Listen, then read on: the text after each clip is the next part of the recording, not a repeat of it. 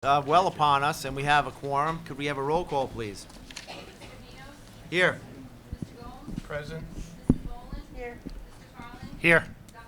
Present. Here. Here. All being present, can we please rise for the Pledge of Allegiance?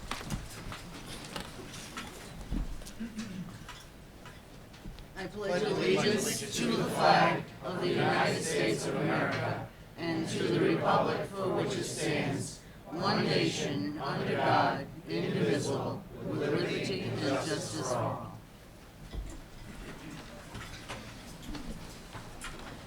So when do you have to go to URI? Thank you. We'll please have a moment of silence this evening. Please keep the following individuals who have passed away in your thoughts and prayers. Faye Cairns, mother of Michael Cairns, technology staff. Joseph Lally, and my uncle, and a retired Rogers High School math teacher. Tom Connolly, brother-in-law of Ellen Rayner, Pell teacher. Joanne Corr, mother of Peter Corr and sister of Margaret Whitford. Betty LaFlamme, aunt and Barbara Dennis Bale. John Paul Davis II, father-in-law of Christine Davis. A moment of silence.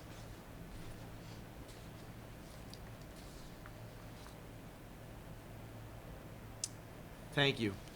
Ms. Nash, do we have anyone signed up for public comment? Yes, we do. We have Melissa Turner and Jennifer Hole. They would both like to speak on behavior and budget. Are there a number of people to sign up, or just? We have a number of people signed up, yes. Okay, so what I'd like to state to everybody tonight is, that's great.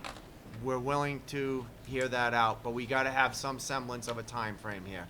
So each and every individual is more than willing to step up. Please recognize yourself, let us know who you are, and then you'll have 3 minutes. But please be respectful of everybody else in the room, because it seems like there's an awful lot of people to speak, and we certainly wanna hear from everybody.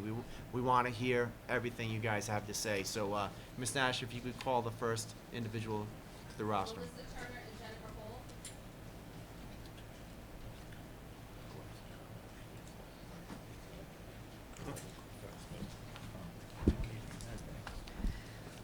Good evening. My name is Jennifer Hole. I'm a third grade teacher at Pell School and the vice president of the Teachers Association of Newport. We stand here tonight on behalf of many teachers who have expressed a sincere concern about the teaching and learning environment in the Newport Public Schools and who want to be a part of the change to make it better. To put it bluntly, some of the behavior being displayed at all of our schools is absolutely outrageous. We're not talking about typical behavior that children display. We're referring to dangerous, threatening, and harmful behaviors. Behaviors that signify that many of our students have incredible social, emotional, and psychological needs that we are not meeting. Here is a sample of what we have observed and has been reported to the TAN leadership over the last few weeks. Abusive, offensive, vulgar language being shouted at teachers, staff, and peers. This has been seen from the preschool up to grade 12. All students are exposed to hearing this. Extremely inappropriate language and graffiti on bathroom walls in all schools. Children having to be carried out of classrooms, kicking and screaming, some from our behavior support programs, and others from the general education classrooms. Students physically fighting with one another in all schools. Teachers and staff being verbally assaulted and threatened. Teachers, staff, and administrators have been physically assaulted, hair pulled, skin broken, by being bit, punched, kicked, pushed, objects thrown at them, etc., and myself being one of the victims of those incidents. These behaviors are a desperate cry for help. We're a public school system. Our schools are not therapeutic settings. We do not have the staff and necessary expertise to treat, manage, support this level of social, emotional, psychological, and behavioral needs that we're seeing. We're grateful, so grateful to our superintendent that she's aware of some of these issues that we addressed tonight. And this is so evident by the budget that she put forward that most of you approved. The extra support services that she requested in next year's budget will in all likelihood be cut.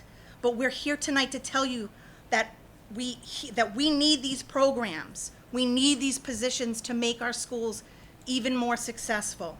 And it's so important for our students. We all believe in children being educated in the least restrictive environment, but we also believe that some children require more support. Many students have returned to our schools from out-of-district placements. The settings they come from are structured very differently than what we have to offer.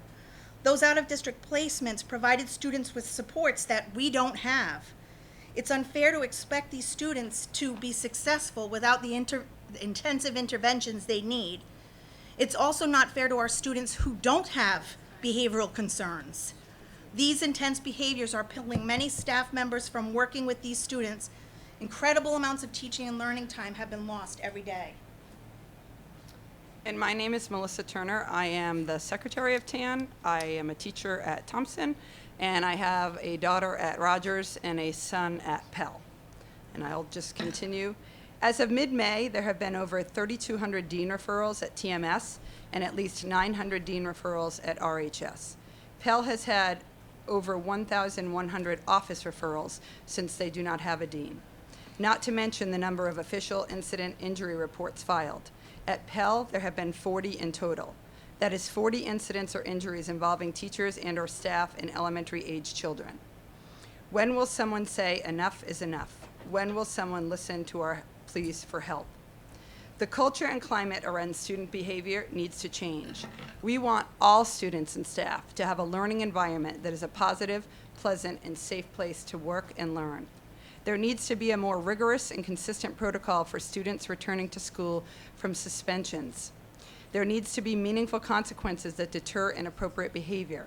For example, in-school suspension programs that have been cut from budgets. Sending students home each and every time they break rules defeats the purpose. We want to deter the behavior. Going home makes for an easy day and is not a deterrent. There are times, absolutely, when suspension is in order, but it can't be the only consequence available to our deans, who work incredibly hard each and every day. ALP programs at TMS and Rogers need to be strong. Some of our students need a different pathway to reach their goals. Being forced into the mainstream for these kids is like sticking a round peg in a square hole. There needs to be support services for our emotionally and psychologically disturbed children on all school campuses. We can't rely on counseling and therapy happening outside of school. There needs to be more programs available for students with issues, especially those who return. Is that my time? No. Installing cameras in all schools would go a long way also in assisting deans and school administrators with monitoring hard-to-cover areas like stairwells. They have incredible responsibilities in their building and cannot possibly have eyes and ears everywhere. Please support the budget that was put forward, the ideal budget, to the community, to people to know that really we need those tools in place to have a positive impact on climate and culture. Give our students the support systems and interventions that they need to be productive school citizens. All of our students deserve a Turner. safe and positive place. I'm sorry, but we need that was Mr. Carlin's phone going off. I don't know if that was a message or that was somebody's timer. Oh, I'm sorry. Okay, I that's didn't all right, I mean have to one line interrupt left. you. Okay. We want to I don't know make what's going on here as far as time, so, No, that was the text signal. okay. the most important message that we want to deliver on behalf of a great number of teachers in Newport is that, and not just teachers, support staff, that we want to help make Newport Public Schools the best that they can be for all of our students. So please, let's work together to help bring back some of those vital organs that have been gutted from our schools. Thank you. Thank you.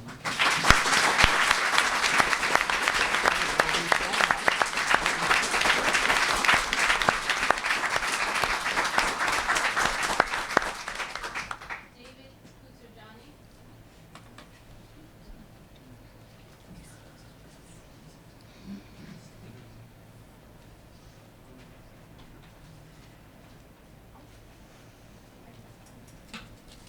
Good evening, everyone. Thanks for giving me this opportunity to speak. Appreciate it, Superintendent, School Committee, and everyone else.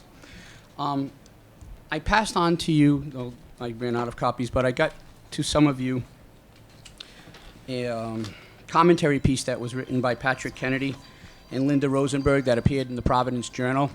Just going to read some highlights from it just to dovetail what Melissa and Jennifer had talked about. And as I've said to many of the teachers, custodians, secretaries, you know, we have to work together to solve some of these behavioral or discipline issues.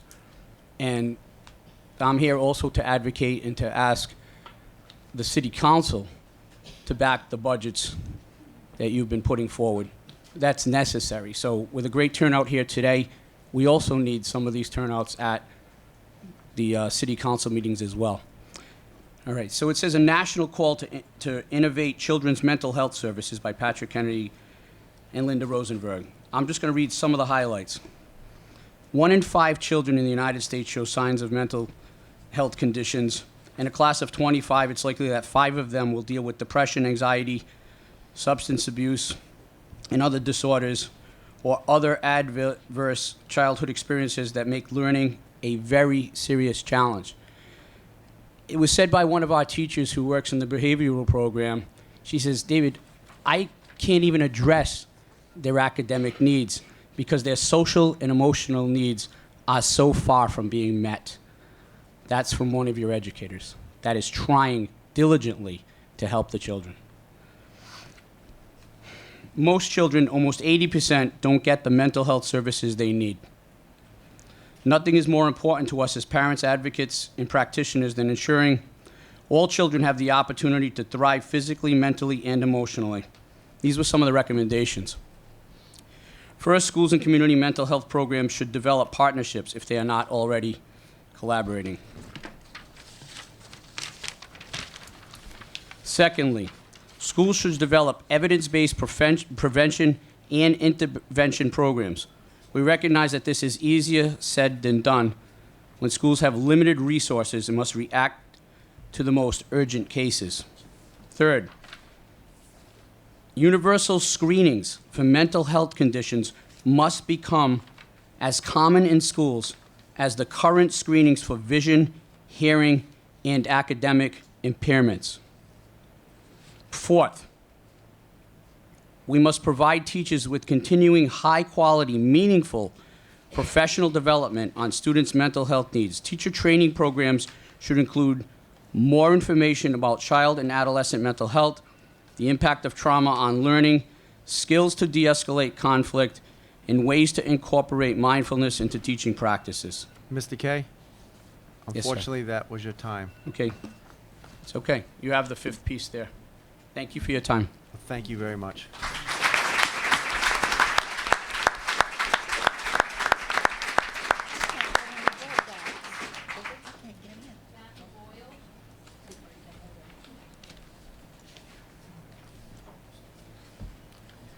For the record, David Kay did give us the entire document. Every one of the panel members does have it, as well as the superintendent. Thank you, David.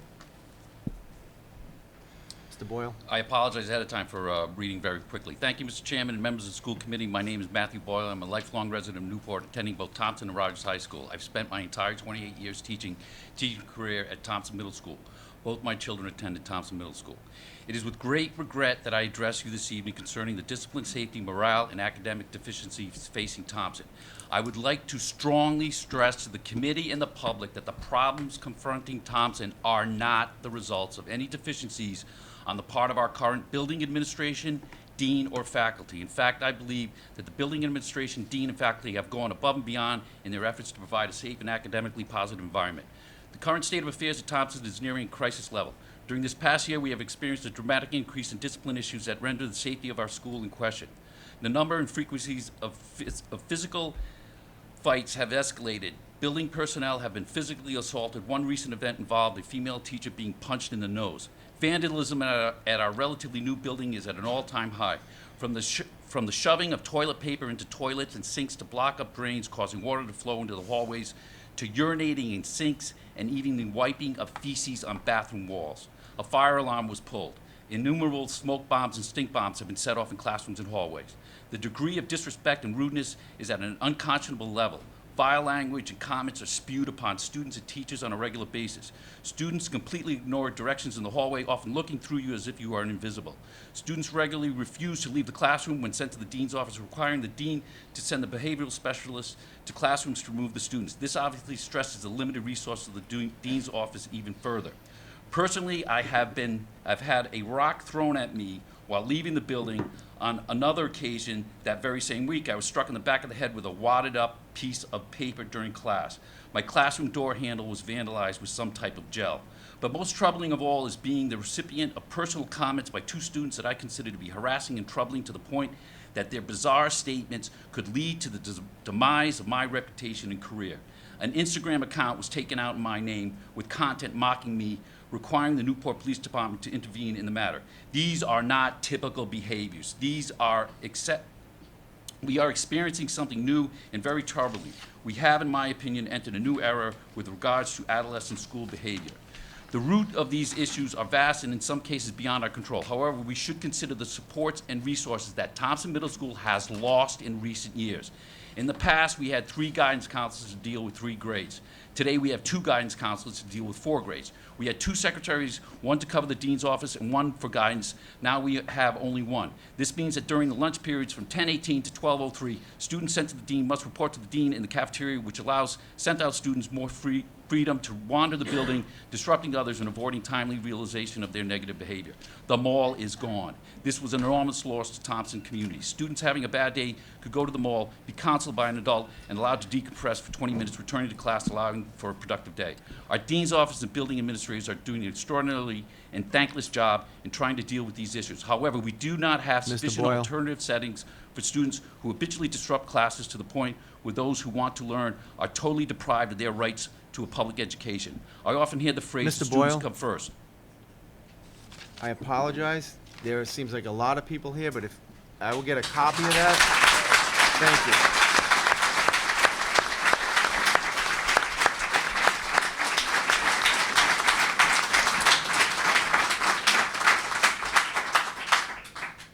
I would, if you are willing to give me that, I would like a copy of the rest of your script. I want to finish it up, but in the spirit of every person.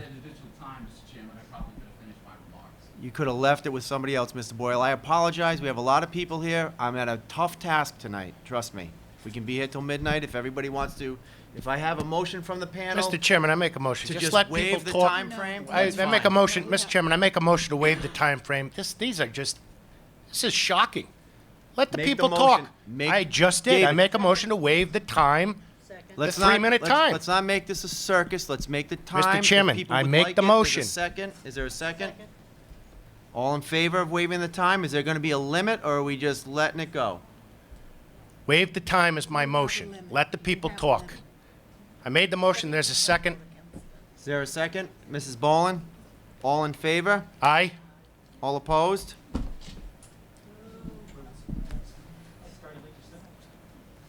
That's right. We got a lot on the docket. That's shameful, Mr. Chairman. I'm hearing comments that it's shameful, but I've seen nothing come through through the principal's office to us, to our table. I see the room stacked with people who are passionate, and I wouldn't be sitting here running for my second position if I wasn't passionate. So don't think for 1 second we don't want to hear the concerns. We had a meeting yesterday. We had all 3 campuses at the school under the direction of myself and Mr. Gomes, with the superintendent, all the principals, and everybody else. We are not looking to dismiss anything that's going on with our schools. We are looking to make sure that our schools become better through collaboration with everybody. If the teachers weren't invited, it won't be the last meeting that we're having.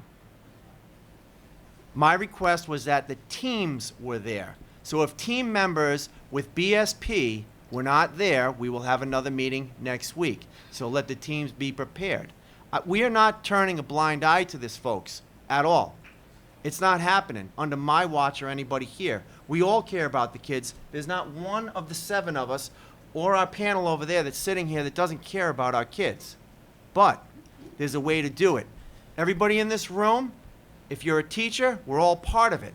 Us up here, we're policymakers. If there's new policies that need to be made, you need to let us know what policies need to be made. We don't want to give you policies because we don't teach in your schools. Therefore, the chain of command and things of that nature.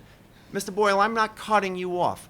I feel for your stories. I understand it. But in the spirit of getting out of here, tonight we have a very long, if you want to send it to us, we will read it. You are going to have your opportunity to speak to us and know that there's no repercussions. It's an open meeting as it was yesterday. The meeting is open and free of any retribution, because we need everybody to make it better. And I say that on my word, sitting here in front of you. So with that being said, if we could just get through the meeting and respect one another. If you have a friend, go sign up. I won't shut the sign-ups off. And you can't finish it for the next 3 minutes. Leave it up there with a check mark and let the next person go, because we have an awful lot of people that we want to hear from. And I mean that. From the bottom, I want to hear it. So if we could move forward. Mr. Chairman, Yes. just want to make one brief comment. I certainly agree with the chairman that we care especially about the students in our schools, but I know. I always say I speak from experience. I care about what my fellow educators are going through, especially when a former student was our first speaker tonight. And perhaps later on, as the agenda goes on, we should be able to hear details that have not been addressed yet. But I know that it's not only or solely the students that we're concerned about. We're concerned about those too who come and are ready to learn, and we're concerned about the teachers who having to endure these horrific things that you're telling us about tonight. I, for one, want to get more details about it. Perhaps it should be later on, or perhaps it should be at another special meeting. But all I can say is I hear what you're saying, and I empathize. Thank you. With that, we're going Chairman, to... Mr. Chairman? In a moment. And with that, we're going to continue. As I said, I'm going to leave that open. You just need to sign up with Ms. Nash if you would like to speak. So the sign-ups will continue. We're not going to shut it off or limit it. I would just wish that with the 60-some people in here, 3 minutes apiece, do the math. So it's not that we don't want to hear it, but it makes for a very long evening, folks, and I don't want to miss something because people are getting like worn out and tired from being in the seats. That's all. Mr. Carlin. Mr. Chairman, Ms. Nash, how many public speakers do we have? How many speakers or how many people have signed up to speak publicly? We have 6 remaining. Mr. Chairman, it's outrageous not to let the 6 remain. I make a new motion. It's outrageous. I'd like to motion that we give each individual 6 minutes, double the normal time, to say their piece. They're here tonight. We've asked for it. They haven't. We asked to be on this committee. They're here on their own time. I make a motion to give them 6 minutes each to say their piece. You've heard Mr. Collins' motion. Is there a second? Second. Any discussion on that? All in- Mr. Chairman, I'm sorry, Ms. I Gaines? think you did say to Ms. Nash that anyone who wanted to speak you were extending the list. So 6 might not be the correct number, as far as we know. Nobody else signed up. They can sign up whenever they wish. Other than the six that are left, does anybody else desire to speak on this? Let me go just so we can do a time check. Is there anybody else other than the 6? Hearing none, you've heard Mr. Collins' motion to extend it to 6 minutes each. Ms. Boland, second. Any other discussion on that? For those 6, I'll agree. All in favor? Aye. Aye. Any Mr. Chairman, opposed? Mr. Chairman, I'd like to ask that you give Mr. Boyle the courtesy to finish his statement since we have extended it to 6 minutes. Mr. Boyle, if you would like to finish, please. Thank you.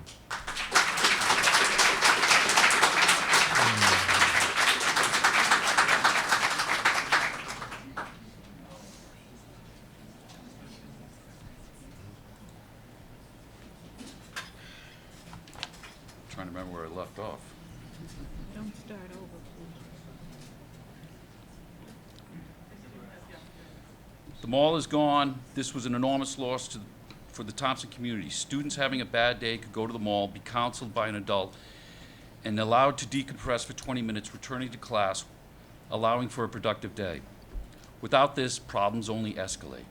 Our dean's office and building administrators are doing an extraordinary and thankless job in trying to deal with these issues. However, we do not have sufficient alternative settings for students who habitually disrupt classes to the point where those who want to learn are totally deprived of their right to a public education. I often hear the phrase, students come first. Who speaks for and stands up for these students who want to learn? They are silenced and neglected due to the behaviors of a few. IAS is gone. The grossly delayed and limited AALP program for Thompson is currently insufficient. More alternative placements need to be available before consistent and productive learning can take place. Many of our students are in desperate need of social, emotional, and psychological help that teachers are unqualified to give. It is unethical to keep students who need professional help at Thompson Middle School.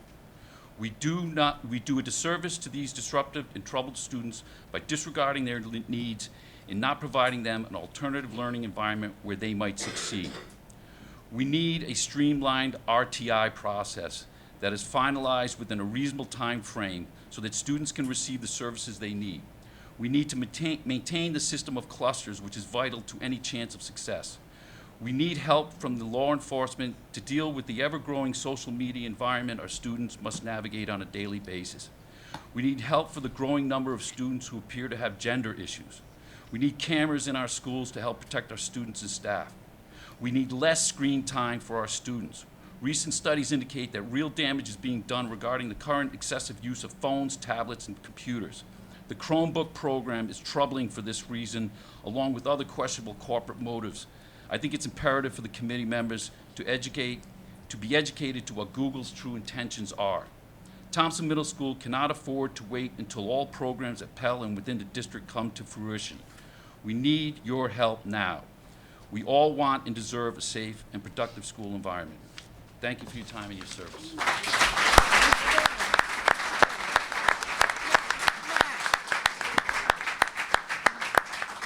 Matt, I had a question. What is IAS? It was in-house suspension. Intensive academic support. Okay. Mr. Canos, I'd just like to ask anybody that's read it, like you'd asked before, that anybody that's read something, that we all get copies of it, if that's possible, if anybody's willing to share it. We'd like it to go on the record. Yeah, so, With your name. I mean, we need your input. Aaron Sherman? Good evening, everyone. I am a teacher at Pell School and the parent of a student at Rogers and a student at Pell.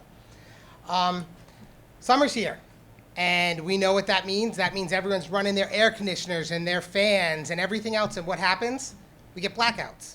Happens in every city across the country. Too many things plugged into too little power. That's what we're facing in some instances in Newport Public Schools right now.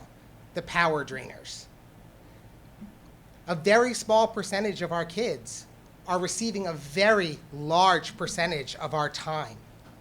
And the kids who are not the power drainers are missing out. And that's truly unfortunate. In first grade, what I teach, I have observed many things in the 19 years in the Newport school system. This year, in first grade, not just my own classroom, but other classrooms, I have observed scissors thrown, students and adults being hit, swearing, screaming, and self-cutting. We hear constantly about the studies that show that kids who are in out-of-district placements graduate at a lower rate than kids who are housed within their current school system. We hear it all the time as an argument to keep kids in the school system. But how many children do not graduate because of the children that they're in the classes with? We are not equipped to handle these kids. We are not able to address their mental health and social needs, especially when we don't have parents backing us at home. And as soon as they leave our doors, everything we may have done for the past 6 hours is voided. It bothers me to know that my incoming third grader, that I have to think and think hard about his class for next year and really start to think which kids are it's not safe to be with. Granted, I have the ability, because I'm in the building, I know the kids better than most. But I do, when I think about my son's placement, think, gosh, do I really want him in that? I really really would love to see him excel with that teacher, but I'm scared of what this other kid's going to do or say, or what things I'm going to have to explain to him when he gets home and has heard things shouted at the teacher or said in the classroom. We are such a creative district. We are so smart. You're the smartest people I've ever met in my entire life. We need to explore creative options for discipline. We need alternatives. We need restorative justice. You want to write on the wall? Then you paint the wall. You want to hurt somebody? Then we employ real-world tactics. You hurt someone in the real world, the police get involved. That's life. Never can you say, as an 18-year-old who goes and punches somebody the day after graduation, you know what, it's his first time, we're not going to worry about it this time. You know, he's not going to do it again. That's not fair to the kid, and it's not fair to the person that was hit, and it's not fair to your community.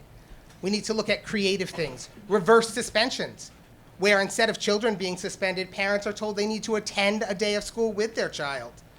Let me tell you, that will get somebody noticed. We need to make sure that we have real-world consequences for behaviors that are happening in our classroom. We need to protect the other kids for a change. Thank you.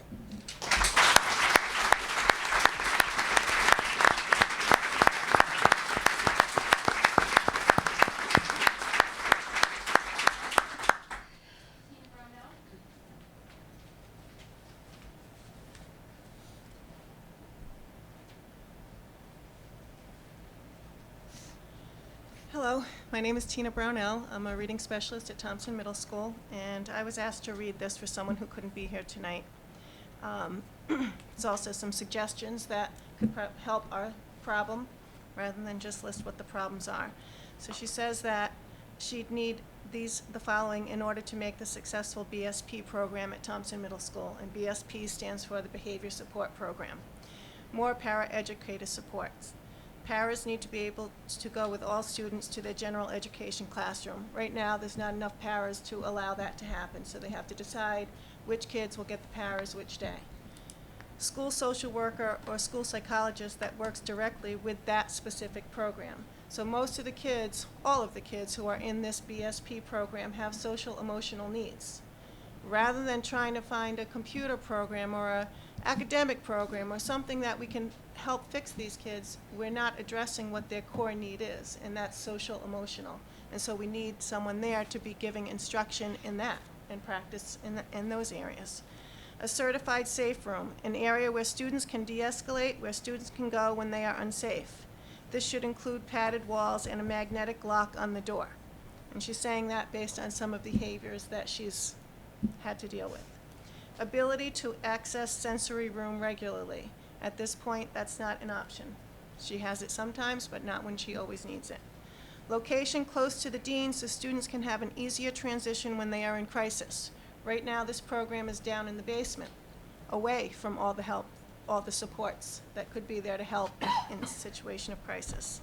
A specific program that's followed across the district. She's saying whole program, but she's talking about a comprehensive program that goes from school to school, level to level, so that we're not recreating the wheel at each level, and that we can really hopefully see some progress and monitor that progress along a continuum.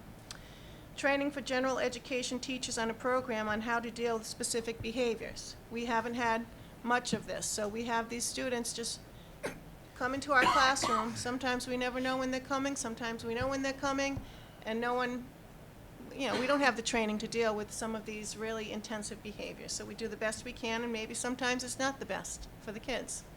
Positive behavior support program. We have that with PBIS right now at Thompson, but she feels as though it should be tightened up. Walkie-talkie for all staff in programs including paras, school psychologists, social workers, behavior specialists, and teachers. That's obvious for better communication. The program should be placed in an area where students can have privacy when they are in crisis. Many times the crisis is because of a personal something that happened, and the kids don't have the opportunity to do that in a private setting. Regular reading support. She's not happy with the reading support she gets. An area that does not have safe objects in the classroom. Right now in her classroom there are ovens, stoves, sewing machines, and a limited amount of computers. So this was once the cooking room that has been turned into the behavior support program, but the facility hasn't transitioned over to that. So I know personally she's asked for more computers, more technology, and has had difficulty getting what she's asked for. So those are just some lists that she's suggesting in a proactive way. I also just would like to piggyback on some of the last few statements. I'm a reading specialist, and so all the students in the behavior support program and students with difficult behavioral needs all come to reading.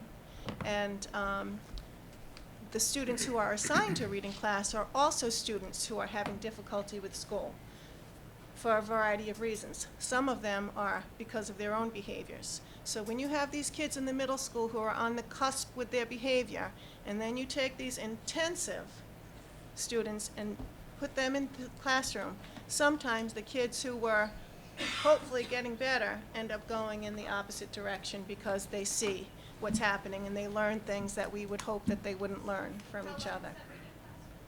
How large? My particular classroom, I have 16 in one, 17 in another. I don't want to get into that, but okay? All right, thanks. I'm sorry, Ms. Brownell, who are you speaking for? Katie Salakis. Thank you. Okay.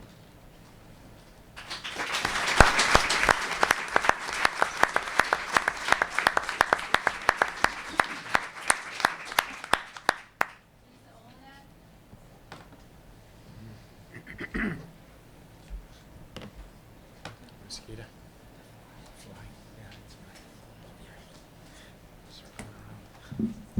Hi, I'm Lisa Olenek. I'm a 6th grade teacher at Thompson Middle School. And like Matt Boyle, I have been harassed. I have been intimidated by students, families, even my own colleagues. Rough year. But I'm here for the students tonight because I strongly believe in the concept of one Newport. Yet, we have a middle school with ability grouping, otherwise known as tracking, where our low students are grouped with low students for all of their academic classes and most of their specials. The results of this ability grouping is apathy, low self-esteem, and low academic achievement. Yet we have some solutions, things that have been at Thomson in years past that are now gone.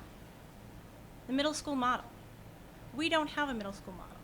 Please bring it back. Where students are grouped heterogeneously and not homogeneously. What I've attributed this awful fight that happened this year, it was like mob mentality. Mob mentality. Before working in Newport schools, I worked in alternative programs throughout the state. I've broken up many of fights. Never did I leave with the feeling of being unsafe for me, for the students, for our whole school environment. That was a sad day at Thompson Middle School. So many kids involved, at least 10 adults there, trying to break up this raucous fight. It was ugly. So our human services mall, it was great. When I came to Thompson 17, 18 years ago, it was fully staffed with great people. Someone pulled the plug on it, it all went away. Luckily, we were able to maintain some of those people in some capacity. We need it back full time. We need more socio-emotional support for all students. Some examples, a restorative justice program, an in-school suspension program. What about a community policing officer? I was told by a trusted colleague that our community policing officer that day knew about what was going on before this problem came to school. But our community policing officer has Thompson, Solvay, and Rogers. What? It's the craziest thing. We don't have our own community policing officer to come to Thompson and be with us all day? Officer friendly, there in crisis? Please. There are minimum supports to ensure that all students, these are minimum supports that ensure that all students throughout Newport Public Schools deserve a safe, nurturing learning environment. Please do the right thing. I agree with Aaron, we have creative people here. And not all these are very cost Give us the PD time. Thank you for your time.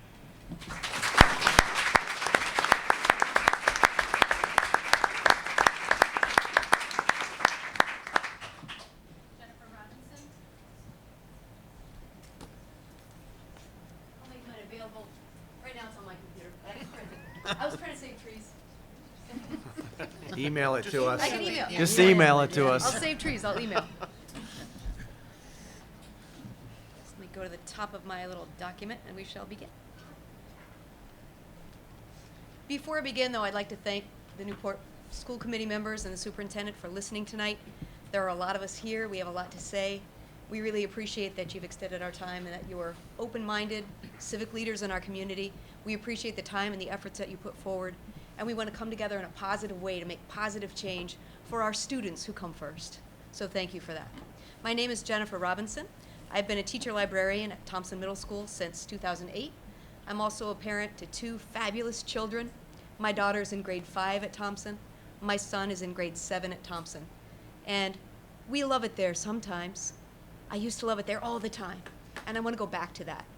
I want the best for my own children, but also for the 600 other children that I see in our building, because they deserve the best, and we can give it.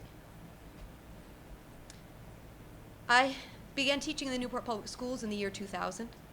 I was named Newport Teacher of the Year in May 2015. I served in that capacity during the 2015-2016 school year. I'm grateful for that honor, and I look forward to living up to that honor every single day. This year, it's been more difficult than ever in any of my teaching years, and let me explain why. Today I'm going to focus on one issue only because we have so many to cover, and the issue that I choose to cover is coverage. My public comments will focus on that area. First, I'll share a historic context. 4 years ago, the TMS library was open for 1,290 hours of service. That's 1,290 hours of open access for students and staff to access the resources and expertise in a central location. By the end of this current school year, the TMS library will be open for only 774 hours of service. That's a 40% reduction in service hours from 2013 to 2017. Why is that? This is partially due to staffing cuts and redistribution. In 2013, TMS had a full-time teacher librarian, that's me, a part-time librarian, and a full-time clerk. After the following year, the full-time clerk position was eliminated, and the part-time librarian was assigned to Pell full-time. Although TMS gained a STEM teacher this year, and we're very grateful for that, we still only have one full-time position in the TMS library, and that's me.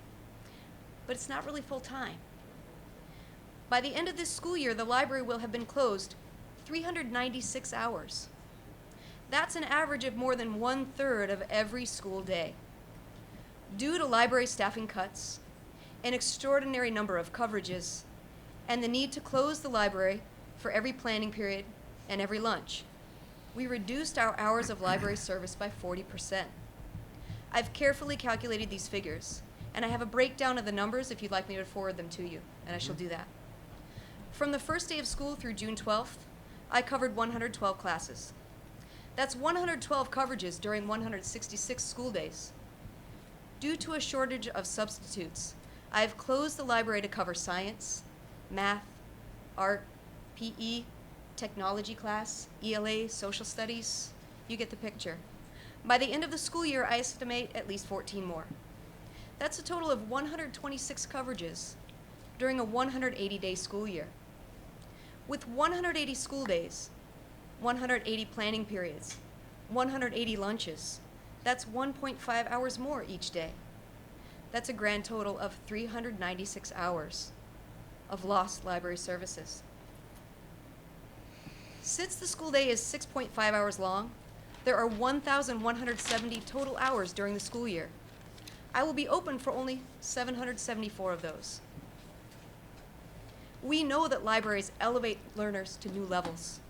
Learners who have access to information, materials, and professional expertise have access to the world. Libraries were designed for the public good, to close gaps and to provide equitable access for all. Instead, our library is opening gaps by closing doors.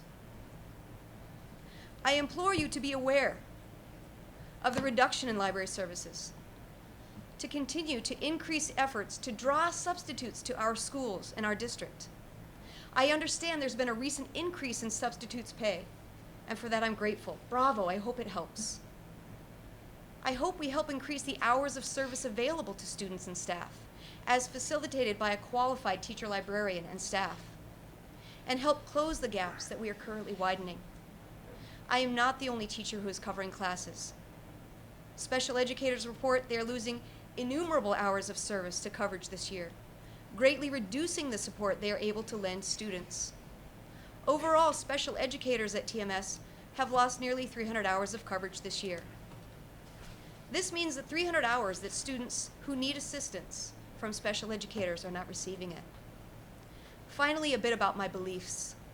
I believe all students deserve access to quality education, delivered by content area certified educators in a positive environment. I believe our students come first. I believe all learners matter. I believe in the power of public education to change lives. I believe in the dedication of our teachers. Please, help us to be our best so we can do our best. Without these opportunities, our students will not be their best. If being Teacher of the Year does not translate to services for students, it is merely a plaque on the wall.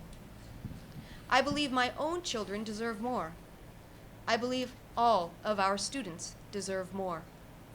Thank you for your time.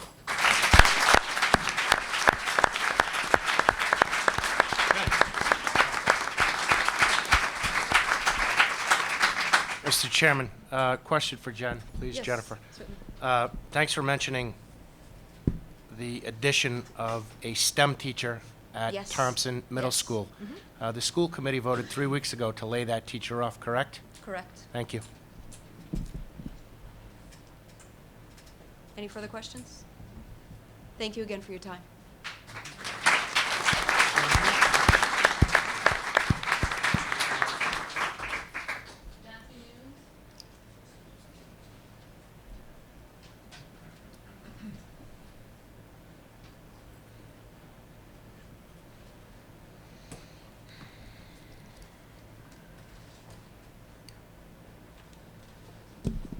Thank you. My name is Matthew Nunes. I have currently 4 children in the Newport school system, 2 8th graders that are coming up to Rogers next year and 2 juniors that are going on to seniors this year. When I sit in the room tonight, I kind of pale in comparison to the challenges that are before us as a district. But I am here to petition the physical honors science be kept a part of the offering for 9th grade. And I know we're dealing with so many other challenges in this room. And I can't thank enough all the teachers that support the kids. But what I'm seeing, a couple of years ago, at the high school, we eliminated standards and just moved to college preparatory. And the principal, who will no longer be here, indicated that we expect all of our children to be preparing for college and that this is an expectation that is upon all of us. So we now have, it's my understanding, and if I'm wrong or inaccurate, I'm happy to be corrected, but that we have college preparatory and AP and honors as an option. And with the elimination of, it'll start with just science and just the 9th grade, but you will eliminate, by eliminating honors, you're now offering one track essentially for all the kids in any grade, that it would be college preparatory. I'm afraid, and to me, it's all about resource alignment. Tremendous resources are required to address all of these other issues here. And I think at the other end of the spectrum, these children, and there are down on Broadway right now, 36 eighth graders that are being recognized by the National Honor Society this evening for their academic achievement. So we're taking 36, I don't know, the class size is somewhere about 150. It's, help me with my math, it's probably 20% of the student body of any one grade and limiting their opportunity. And it's all about resources, because I think what eventually happens is those class sizes get too small in order for them to be taken care of economically, and once the class size shrinks. I think, that's my suspicion. I don't know. But in general, I'm just hopeful that we will keep an honors curriculum intact at the high school. And whatever, you know, Lisa had mentioned that, somebody else had mentioned the elimination of the clusters at the middle school. That, I think, is also at the detriment of the student. And you really get into a very difficult spot when you look at the 2,000 children that the district serves by beginning to segment and segregate a small number of them academically for their achievement. To achieve that while dealing with the other just challenges that are before the district is what I task you with and implore you with to keep intact on behalf of these kids that are achieving. We're hearing about the challenge of pushing up some very challenging academic and social situations into mainstream, and we're not looking at what is going to happen as we push down our best and brightest and take away opportunity and mainstream that across one homogeneous situation. It's going to be at the detriment of the district, and the greatest challenge that I see before the committee and the superintendent is to figure it out economically. And whether that means, you know, AP Physics and AP Calc need to be team taught in order to get it to 25 or 30 kids, and it's done for a period or half, and then, you know, that falls in line with the teaching metrics and the dollars and cents that have to be prorated across each of those children. Do it. Figure it out. That's all I have to say. Thank you.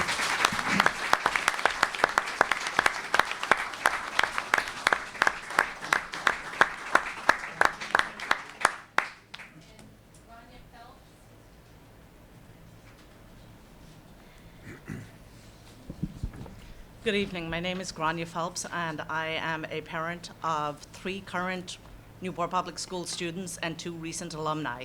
I have a student going into his senior year, a student coming into Rogers for his freshman year, and a rising 5th grader. I have been involved with Newport Public Schools at this point for 17 years. By the time my last one graduates, it will be 25 years. And I'm a huge supporter of Newport Public Schools and their teachers. I am horrified that they are taking away an honors program. I also happen to be an educator in Middletown High School, and I fill out recommendations for students, for seniors going to college. They ask if they have done honors programs. It is a box that you check off. I understand I don't want my students doing something just because it's a box to check off, but when you look at college admissions, those are the students who are being promoted into colleges. If they do not have honors programs, they will not be promoted into the colleges of their choices. My 2 older students have gone to the college of their choices primarily because they were educated at Newport Public Schools. My son, who's coming into 8th grade, and I will tell you, I tried to make every event for all of my own children. I missed his National Honor Society because I felt that this was important enough to walk out of Thomson this evening. When he brought home his course selection sheet, I'm busy, I have 5 children. We fill out boxes, we fill out paperwork, and we send it back. It's pretty easy when it's your fourth child and they're a National Honor Society student. You know, you write down, yep, they're doing geometry, they're doing the honors courses. Maybe I missed it, maybe I didn't read it properly. It said physical science and it said something about honors. I thought it was honors physical science, I checked it off. It wasn't until a month ago when another parent said, you know that they're not doing honors physical science. I'm like, that's what I checked off. They said, no, it's physical science with an honors endorsement. I'm like, what's that? And so I emailed all of our school committee members and administrators and some parents to try and figure out what my child was going to be doing next year. I've gotten several different answers. Nobody seems to be on the same page as anybody else. One person told me that the honors endorsement meant that all students will be in the same class, and those that worked at higher levels would be given extra work to do, and then at the end, it would be checked off on a box for honors endorsement. Other people have told me that no, they'll be doing physics, but it's not an honors physics class. It's a regular physics class, and they'll be in with juniors and seniors. I really don't want my freshman in with seniors in physics. He might be capable of it, but at an emotional level, he's not there. Other people have told me that they've taken away the honors physical science because it left teachers with too many prep periods, or they didn't have the money for it. I don't know what the answer is. All that we're asking for as a group of parents is that we can have the answers. We don't know why the honors physical program has been taken away, physical science program has been taken away. When I emailed you, I asked that perhaps we set up a meeting with the 8th grade parents so we know what's going on. I was told that I would have an answer by last Friday. I do not have an answer. We have not had a meeting. I've heard back from many of our school committee members saying they would look into it. I had some very nice emails from Ms. Burns-Germain trying to get an answer to our problems, our questions. We don't have an answer. I'm not saying it has to be in place. I'm saying I want to know why it's not in place and what is being put in its place instead. My child has had A+ on every subject all year. I want for my child to be challenged. I do not want him in a class where students, and my heart goes out to all of you, I teach in Middletown High School, I do not want him in a class where students don't care to learn. I want him in a class of students who are pushing themselves to learn at a higher level and where they will be accepted into higher level classes as juniors and seniors. My other children have gone through that, and it has been a wonderful experience, and I want it to be a wonderful experience for my next 2 children. Please don't take away the honors programs for our students. Please find a way to make it work. Thank you.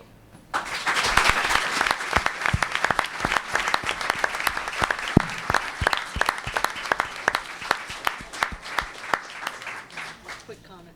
Ms. Boland? I just wanted to say, you can't fix a problem until you identify it.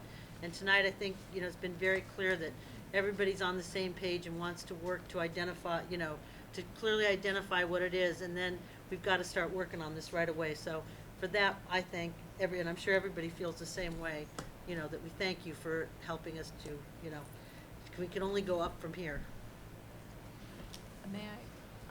May I, for the parents, some of you received the draft letter from Christiane Fisher. Ms. Fisher is at actually Aspen schedule training this week. She dated the letter for June 19th. I noticed that. So I had sent it to some of you. Some of you have it in your email right now. Yes, you have it now. I just sent it as your husband was speaking. So you have it now as well. So you'll see the draft there. Ms. Phelps, you have it as well, and there are some others in the audience that have it too. That email will share the draft. Ms. Fisher is still working with department chairs as far as the labeling of courses, and that is what I've been told. So when she returns, I'll ask that she have an informational session for all of you. Right, that's what I'm saying. I'll meet with Ms. Fisher. She's employed. I've heard different things from the new school. So I hear different things from the department head, from teachers, and I'm like, what is... Correct. So when she returns, I'll have her set up a meeting for sometime next week for all of you. And we'll try to make it at 2 times, so those that can't make evening, days, etc. All right? Thank you. Mr. Chairman? Mr. Carlin? Thank you. I received an update from the superintendent regarding this, and I would like to inquire of the two who spoke on the honors physical science class if the following is acceptable. Physical science for grade 9. All students in grade 9 will be eligible for physical science. The students may earn honors endorsement, physical science, if they meet the rigor and extra requirements. This will be put on their transcripts. Teachers should be motivating the entire class and students to do this. All students should be expected to meet learning standards and outcomes. These standards and outcomes should be meaningful, rigorous, and blank. That doesn't indicate to me that there will be an honors physical science course. I believe also if there's also, thank you, Mr. Carlin, for sharing that. There's also for the More than happy. strong math students that are already in higher math, physics is being offered to them, and the question was asked if it can be honors physics, and that's what further discussion is going on. Why can't we just have, I mean, these are things, they shouldn't be in physics honors, it's above that, because they haven't taken trigonometry and geometry, so these are all. Okay, so at the meeting, I'm going to let you ask all those questions. Thank you. Do I have any more time? Thank you. All right, Matt, I knew this was going to happen. I'll just be brief. First of all, Grania, you did a great job. Much more eloquent than myself. I did receive an email on the subject, and just for the record, for clarification. The honors physical science curriculum that has been established and taught successfully in the past provides the rigor and content for students who have completed algebra in the 8th grade. Honors physical science is a quantitative-based course. Sorry. Is a quantitative-based course, while physical science, non-honors, is a more conceptually based and primarily non-quantitative course. A physical science course that offers an honors endorsement within the course would not be able to encompass all of the quantitative components, increased depth of material, and the additional physics unit that would otherwise be offered in a honors physical science course. Both levels of physical science present topics in earth science, space science, and physical science that are required as part of the next generation science standards. As a set of science standards adopted by all of Rhode Island public schools, the earth and space science standards are not taught in honors physics. So it's what the endorsement offers, I do not believe is going to achieve the academic goals and objectives of a physical science honors course. Thank you.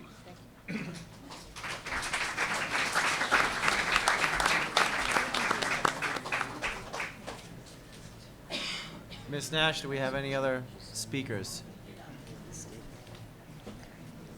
Thank you.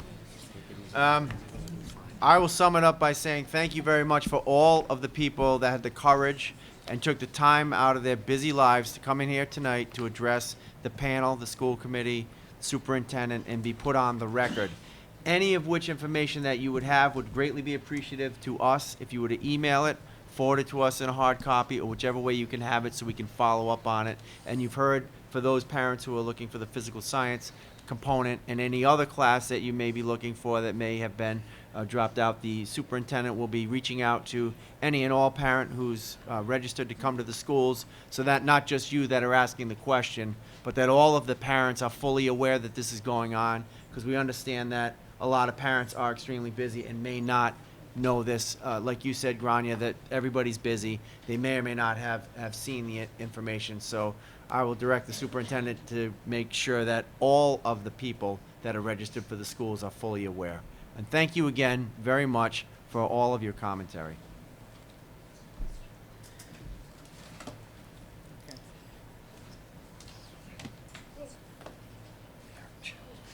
Yana Tolik, you're up. Can you follow that? You're good. We're going to have our student council update now with Yana Tolik. Hi, I'm Yana. Hi. So I don't have much this month just because school is ending and I just have updates on all the things that have passed, like ceremonies and stuff. But, this on? All award ceremonies, senior final exams, and sports have ended for the school year, sadly. Senior week has finally arrived, and it's a very emotional week for me, especially, and all the rest of the seniors. Senior banquet was at the Hibernian Hall on Monday. The seniors enjoyed a variety of food and a performance by Steve the Hypnotist. It was a lot of fun. Senior prom is Wednesday at the Boyle. Pictures are at Kings Park at 6.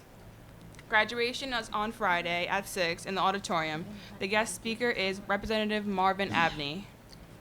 Lastly, I want to thank Rogers and the Newport School Committee for this opportunity to serve as a student voice at these monthly meetings. I can't express how grateful I am that I was chosen. It's okay. It's all right. It's all right.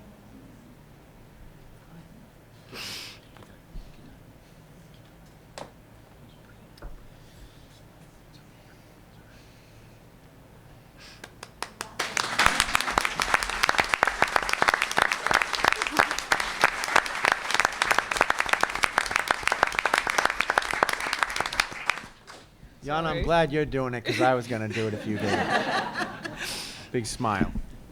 I am grateful that I was chosen to be to represent the student body and to communicate their positive impact on the Rogers community. Thank you again.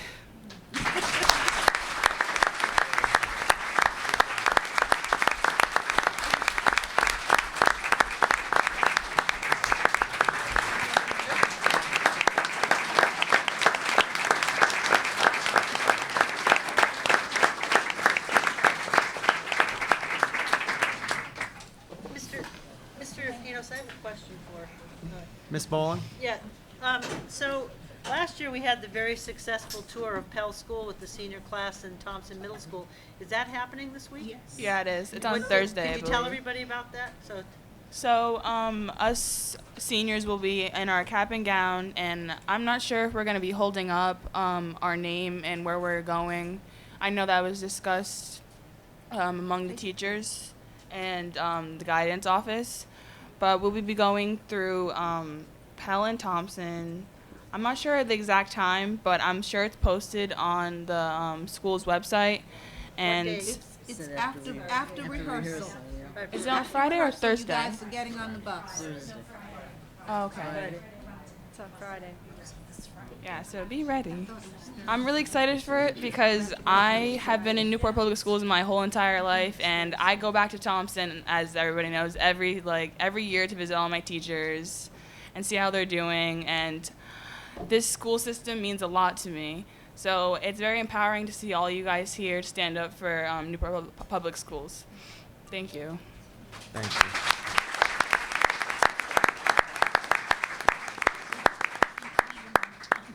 Thank you. Mr. Chairman. Mr. Carlin.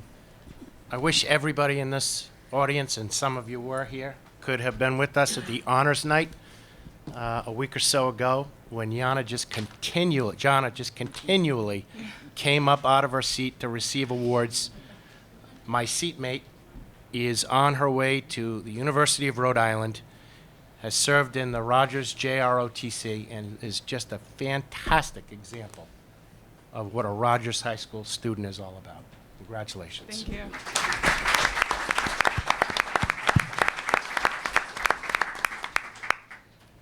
I want to thank Jana for everything she's done for the school spirit, everything, volleyball, the whole 9 yards. You are a star student, and we're very proud of you. And you're a future Viking forever. Of course. Thank you so much.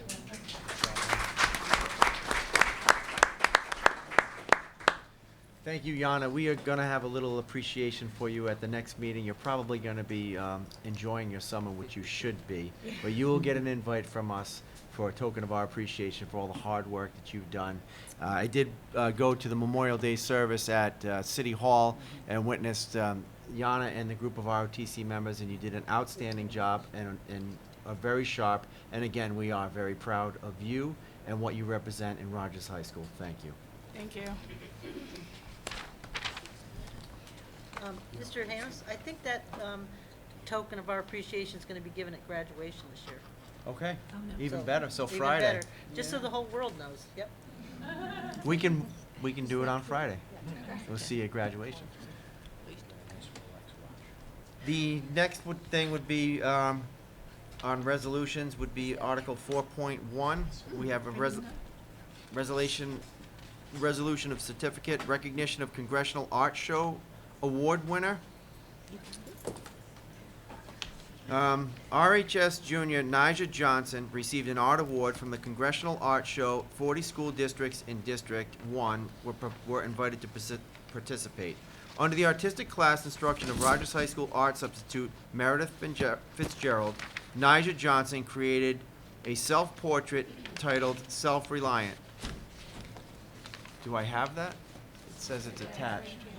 Oh, yeah, well, they've got it up there. I'm sorry, it says, it's telling me to show it, and I don't have it. So at the back of the room, you will see Nigel's charcoal self-portrait, which is excellent. And we would like to... Ms. Hull, could you put it towards the camera so the audience can see it there? Thank you. Is Nigel in the room? Mr. Gomes is going to present you with your award. Mr. Gomes, you could go up to the rostrum and present Nigel her award.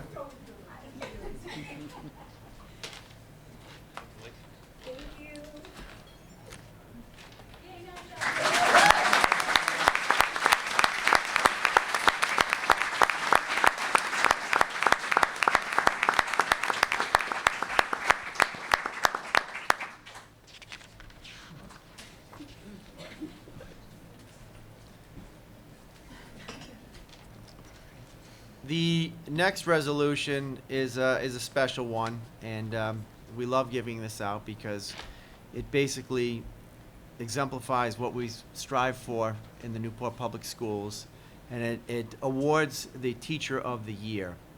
So if I could just read this off, I'm going to step up, I'm going to step away from my pult and go over there and read this up to, or I will read it here so you can get front and center. Whereas Jessica Rosa started her teaching career as an English teacher at Rogers High School in September of 2008. And whereas Jessica Rosa holds a bachelor's degree in English from URI, a teacher certification in secondary English education from Providence College, and a master's degree in literacy from Roger Williams University. And whereas Jessica Rosa worked collaboratively with support staff in order to differentiate instruction for her students, she has high expectations for her students, and she models that high standard for herself by continuing her AP training in English. And whereas Jessica Rosa received the 2016 Patricia Beatty Memorial Award for Advocacy and was named Newport Community Teacher of the Year in 2012. And whereas Jessica Rosa was honored as a District Teacher of the Year by the Newport Public Schools Teacher of the Year Selection Committee. Therefore, be it resolved that Jessica Rosa will be commended by the Newport School Committee as the 2018 Newport Public School Teacher of the Year, and therefore be it also resolved that a copy of this resolution be spread upon the official records of the Newport School Committee, and the original be presented to Jessica Rosa as an expression of our appreciation for her performance as a truly professional and outstanding member of the educational community, and one who has gained the respect of those whom she has served so well. Thank you very much.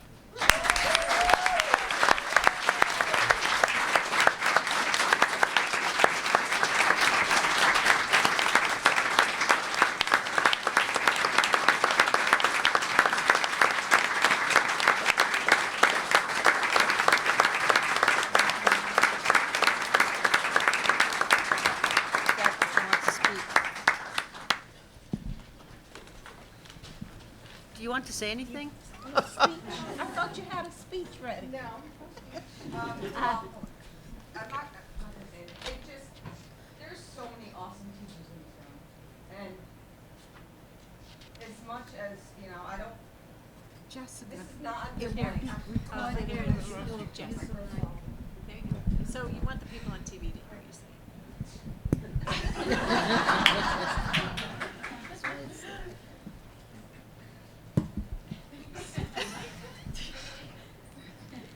Of all the nights to get this, you know, don't know. There's so many awesome teachers in this district. It's hard because we all work so hard every single day.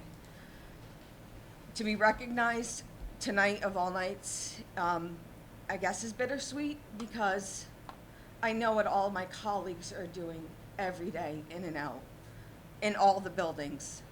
My son's 2 teachers, his kindergarten teacher and his first grade teacher at Pell. My friends down at Thompson and my friends here at Rogers. So I'm grateful to be recognized, but I know all of the struggles that all of my friends are facing, and a little bit difficult, but I'm thankful at the same time because we all work so hard, but I don't ever want to forget what everybody else is going through at the same time. So, thank you.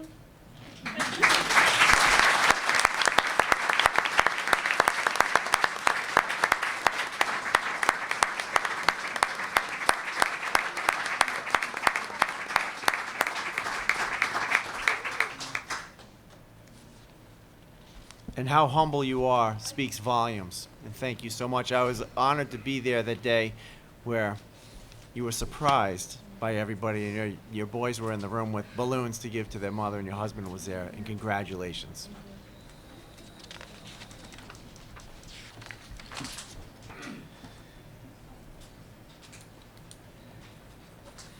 We have some presentations next, and it would be subject or agenda item number 5.1.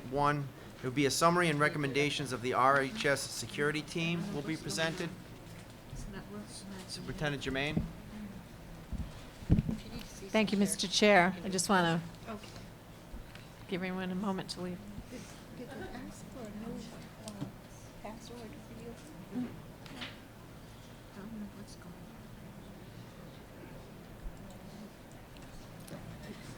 on. Okay. Per your directive, Mr. Harab and I did hold meetings with students, teachers at Rogers High School, and we went over some recommendations for going forward. A committee consisting of teachers and students discussed building security and procedures.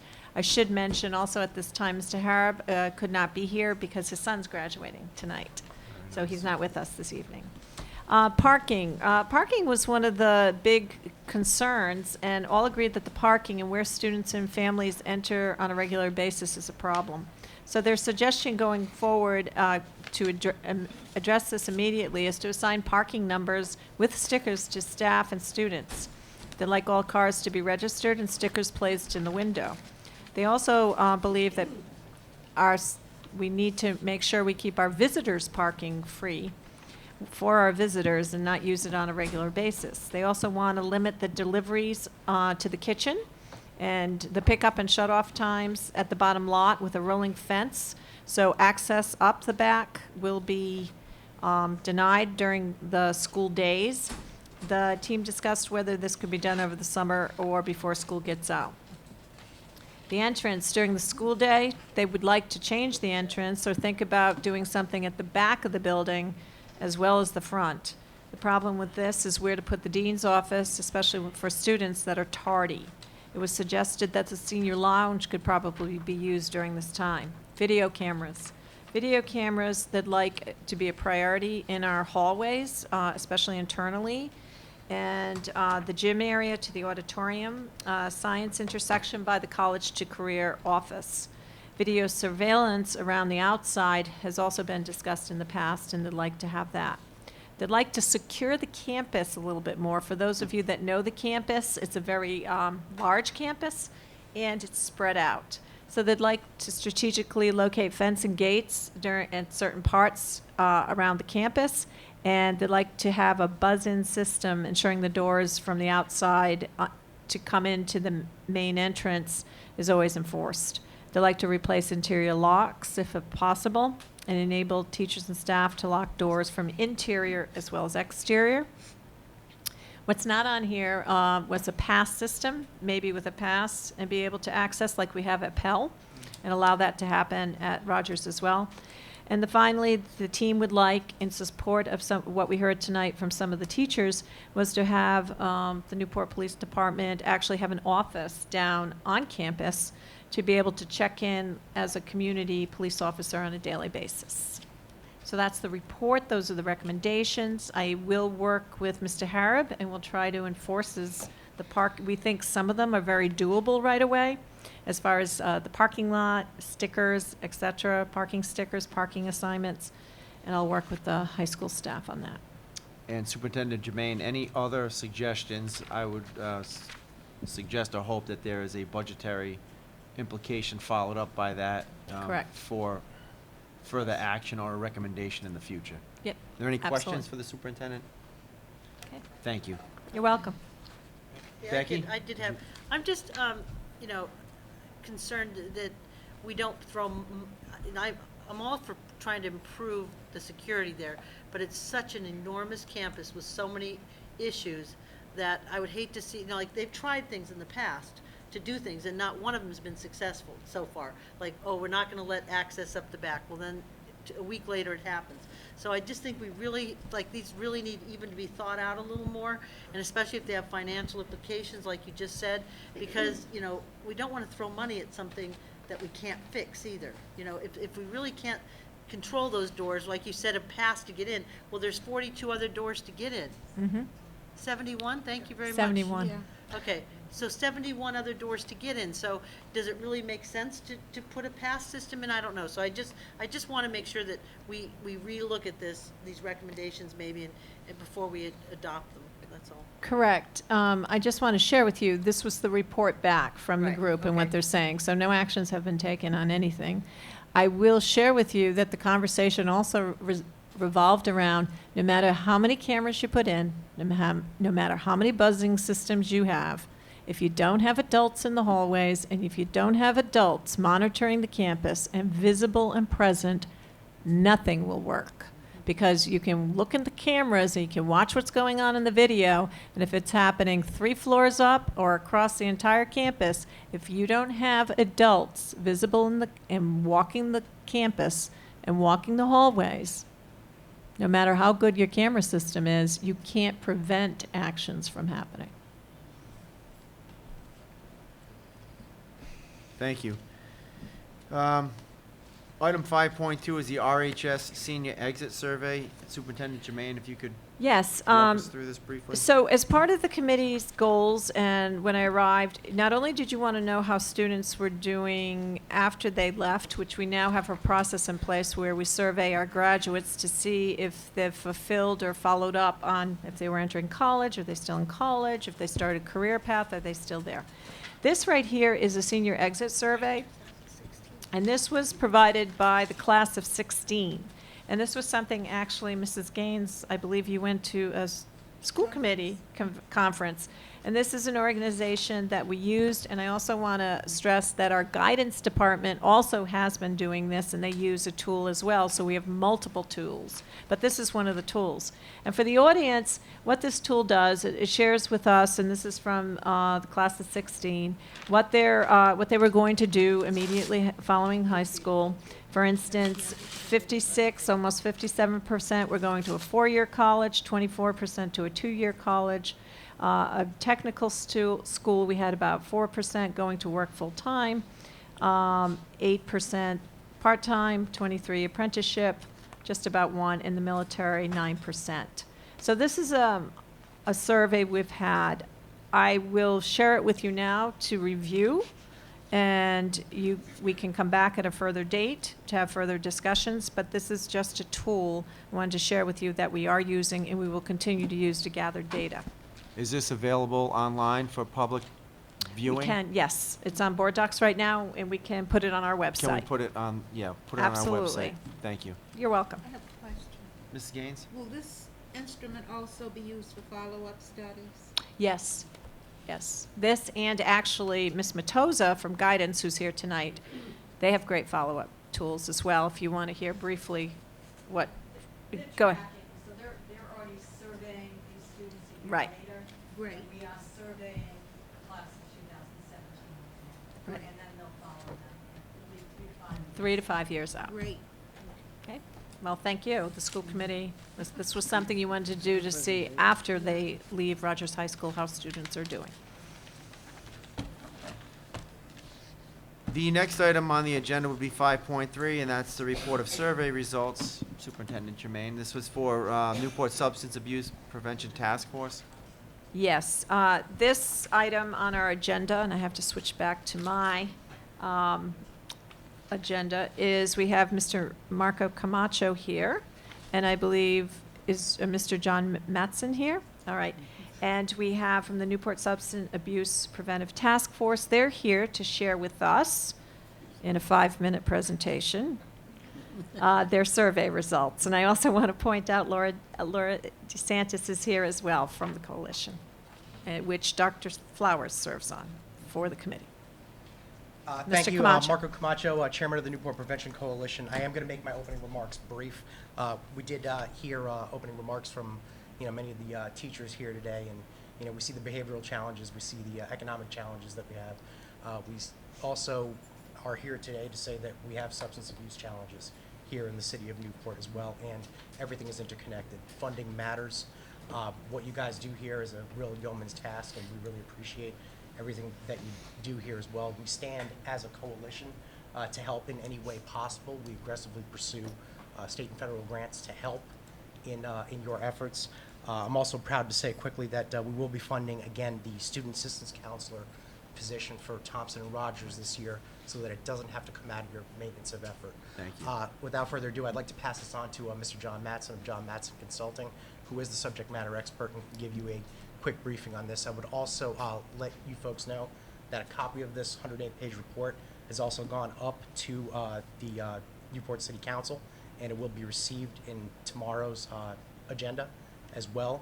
If you folks want to get together and facilitate a joint meeting between the school committee and City Hall, we are more than happy to facilitate that as a coalition as well. So, Thank you very much. That's it.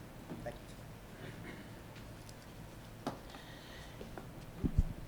Good evening, and thank you for having me here tonight. It's obviously your night to have issues addressed, and I have one of them for you a little bit. But I have good news and interesting news. I was hired as a consultant to do the needs assessment. This is the second time. I actually did the one in 2013 too. So we had some comparative data to use. I used a health and wellness survey that I had developed. It's been approved by SAMHSA, and it's been used for federal drug-free communities grants as well as by the state of Rhode Island. It's a 50-question survey that asks different types of questions, especially about student use of substances, perception of risk and perception of peer use, parental, those kind of things. Some of the results, and I'll just really skim through them very quickly because if we want to get more in depth, you have the report. It's about 100 and something pages, so I didn't think you'd all want to read it through tonight. I left my You're not prepared to read that to us? left my 3-hour presentation at home. Some of the interesting thing, we had about a 70% return rate, which is very good for this kind of a survey. We did it from 7th grade through 12th grade. It was done in the middle school in November and the high school in December.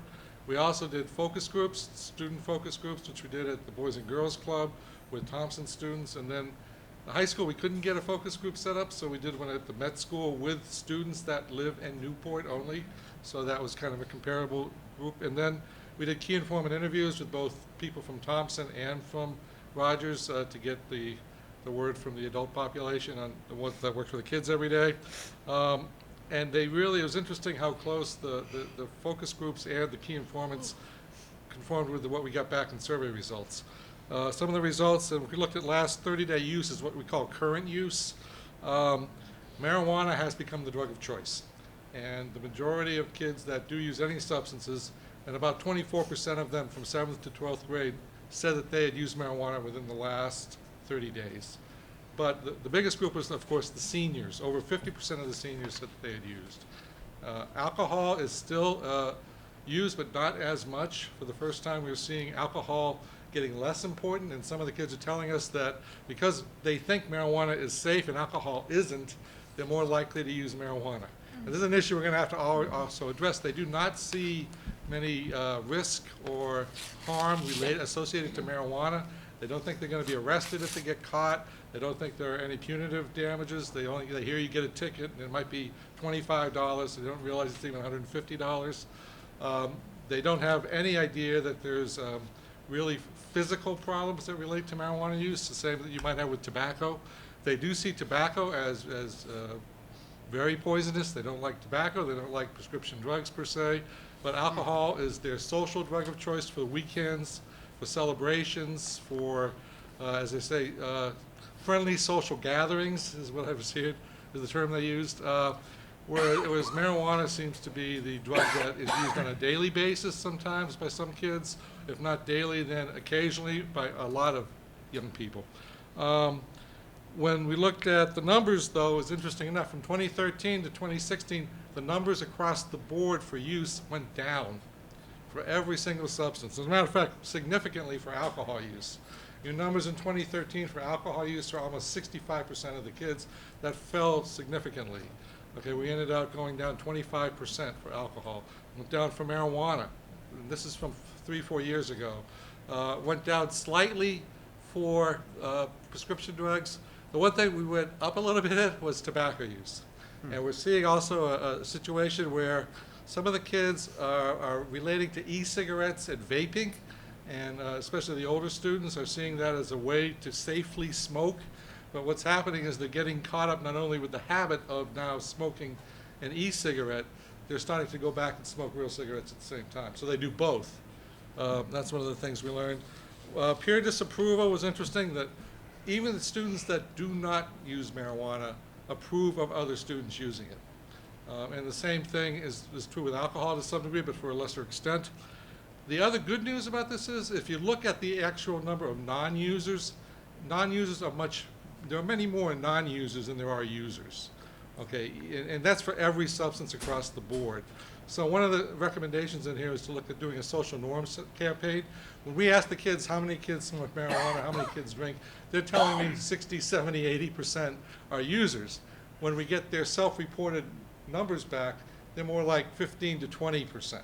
So I think, you know, there is a huge variation between their overall perception of what's going on and then what is actually going on. When we ask them on the survey also, did you tell the truth? 97% of the kids, which is one of the highest numbers I've ever had, said that they were honest on the survey. When I asked them if their peers were honest, they said, well, 41% responded that their peers were honest. So they don't even trust each other in that sense, and that's how the kids are a bit nowadays. And not to get into this too much further, the parents actually scored very well in this. Student perception of parental disapproval was very high in almost all the areas. It falls off, though, with 11th and 12th graders, because there seems to be less parental, how can I say, not supervision, but disapproval at that age. There's an acceptance level that comes on that says, well, it's okay if they don't get caught or if they drink at home, those kind of things. That comes up. We also obviously have a situation where there are parents who drink and smoke themselves or have substance abuse issues, and that's something that I think has to be addressed overall. Anyway, we can go into it more at some other time. I have other recommendations that pretty much aligned with a lot of what we heard tonight, in particular the notion of having a social-emotional type of curriculum available, more in-school suspensions. Youth leadership should be taken advantage of. I heard there was a SAD program that had just started up, and I think the more we get the young people talking to each other and researching these topics, the better it will be. And then finding a way to really get the negative reasons not to use marijuana out there. I'm very afraid what we're doing in the state of Rhode Island is almost promoting marijuana use right now. And if they legalize it, I don't want to get on my political wagon here, but it would be a terrible mistake because we also have a huge problem with opioids. And interesting enough, I just did the needs assessments also for Portsmouth and some of the other communities. Newport had fewer overdose deaths than Portsmouth did. And I don't know if people realize that, but I'm also working with Mount Hope High School and Warren. We're seeing this issue spreading across the state right now. I work a lot with communities in Massachusetts. We need to take it very serious. Early onset use of any substance leads to harder drug use. That's the bottom line for all this. But you've done a good job at a lot of things, especially over the last 4 years. It seems to be going in the right direction. You just need to keep doing it and adding some more things. And we can talk about the rest of it at another time. So thank you for your time. Any questions? Yes. Yeah, I have a question. I was at a meeting where there was some deep concern that Newport has a severe opioid drug abuse use. So we attempted, being on the fire department, to state to this individual that we just don't see it because we don't go to it. So if you did any type of research like that. I just went to the state's page about getting the numbers for all this, came from the state itself, from their numbers that they report. So your issues are not with the hard drugs per se, it's more with the alcohol and the marijuana. But I do have to say, the police department does a very good job around alcohol. About 26% of all liquor license violation arrests that are made in Rhode Island are made in Newport. So that's a large number, considering we have Providence and Woonsocket and other places that have a few bars themselves. But I mean, I think there are a lot of good things going on here. But the opioid problem is across the state. I work with Burrillville. They've had 9 deaths already this year. You know, I'm working with Lincoln. You know, it's all across the state. It's not, and I don't think I would isolate Newport as one of the bigger hotbeds of opioids right now. Not at all. But I got 10 deaths in Portsmouth, which is right over the corner. Yes, ma'am. This isn't gonna sound nice, but do you find that the more affluent communities have the higher incidence of opioids? Opioids is, and I'll be straightforward, it's a white problem. It's a white middle class and lower middle class problem. I'd say about, and I interview addicts up in Springfield and Holyoke. I work with Chicopee. I'd say 97% of the people I interview are white, and they come from middle to upper class backgrounds as well as from lower. A good number of Hispanic people are in some degree involved there, but mostly it's a white problem right now, and a lot of it's suburban and rural. I don't see as much. I'm seeing crack come back again in the city, but I'm not seeing the heroin problems as big in the city as I am in the smaller communities. So, yes, ma'am. Question. How do we compare in usage with Middletown and Portsmouth, our neighbors? I can tell you, for instance, having just finished with Portsmouth, I'm talking to them tomorrow morning, by the way, so it's an interesting little bit. And I've worked with Middletown too. I did their needs assessments. You fall in the sense you're higher, and so you're more of an urban community in one sense. On the other side, Portsmouth, being a more affluent overall community, has large issues with marijuana and other drugs. And it's interesting because there's almost a bifurcation between the people that use. There are those that come from high-risk, single-family backgrounds, real issues at home, family users, and then there are those that are from families of wealth that can afford to buy whatever they want, and they usually turn to cocaine and other harder drugs that are more expensive or more. They buy the quantities, they sell to the others. That's what I'm learning from the kids are telling me that. Kids can name me the dealers, but I can't tell you any of that directly, but that's how much knowledge they have. Okay, so ask the kids if you want to know the truth about what's going on. That's my work, so thank you very much. Any other questions? Good. And that report will be available where? I'm sorry? I think you have it. You have it. We have it. You have it, yeah. We sent it out as a PDF. Yeah, you have the synopsis and then you have the synopsis. It's on board docs. Survey results. Thank you. Key informants, all these others are in there, plus some recommendations. Thank you very much. Thank you very much. Thank you, John. Take care. Thank you. We are now to the point in our evening where we have our action items. The first action item is 6.1. That's a request for approval of bid number NPS 17072, commercial embroidery machine and accessories. A qualified bid was received for a commercial embroidery machine and accessories. The equipment will be funded through a grant from the Van Buren Charitable Foundation. Is there anything further to report on that? All No. those in favor? You did a motion? I'm sorry. Is there a motion to accept? I So apologize. moved. Second. Motion's been made and seconded. Any discussion on this? All in favor? Aye. Any opposed? So noted. Thank you.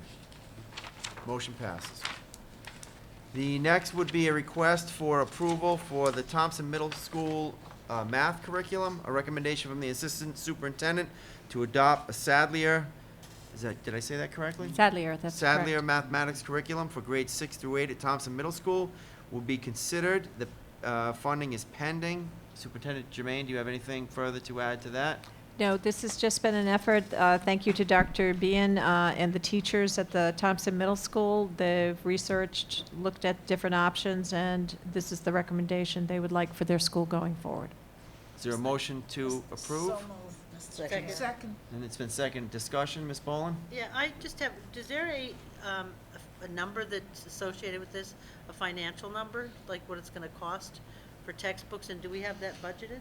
That's a request for, we will go out, we'll do a proposal for that, an RFP, and then that will come back before you. Do we have that in next year's budget? We have money set aside in the budget for it, yes. So you do, okay.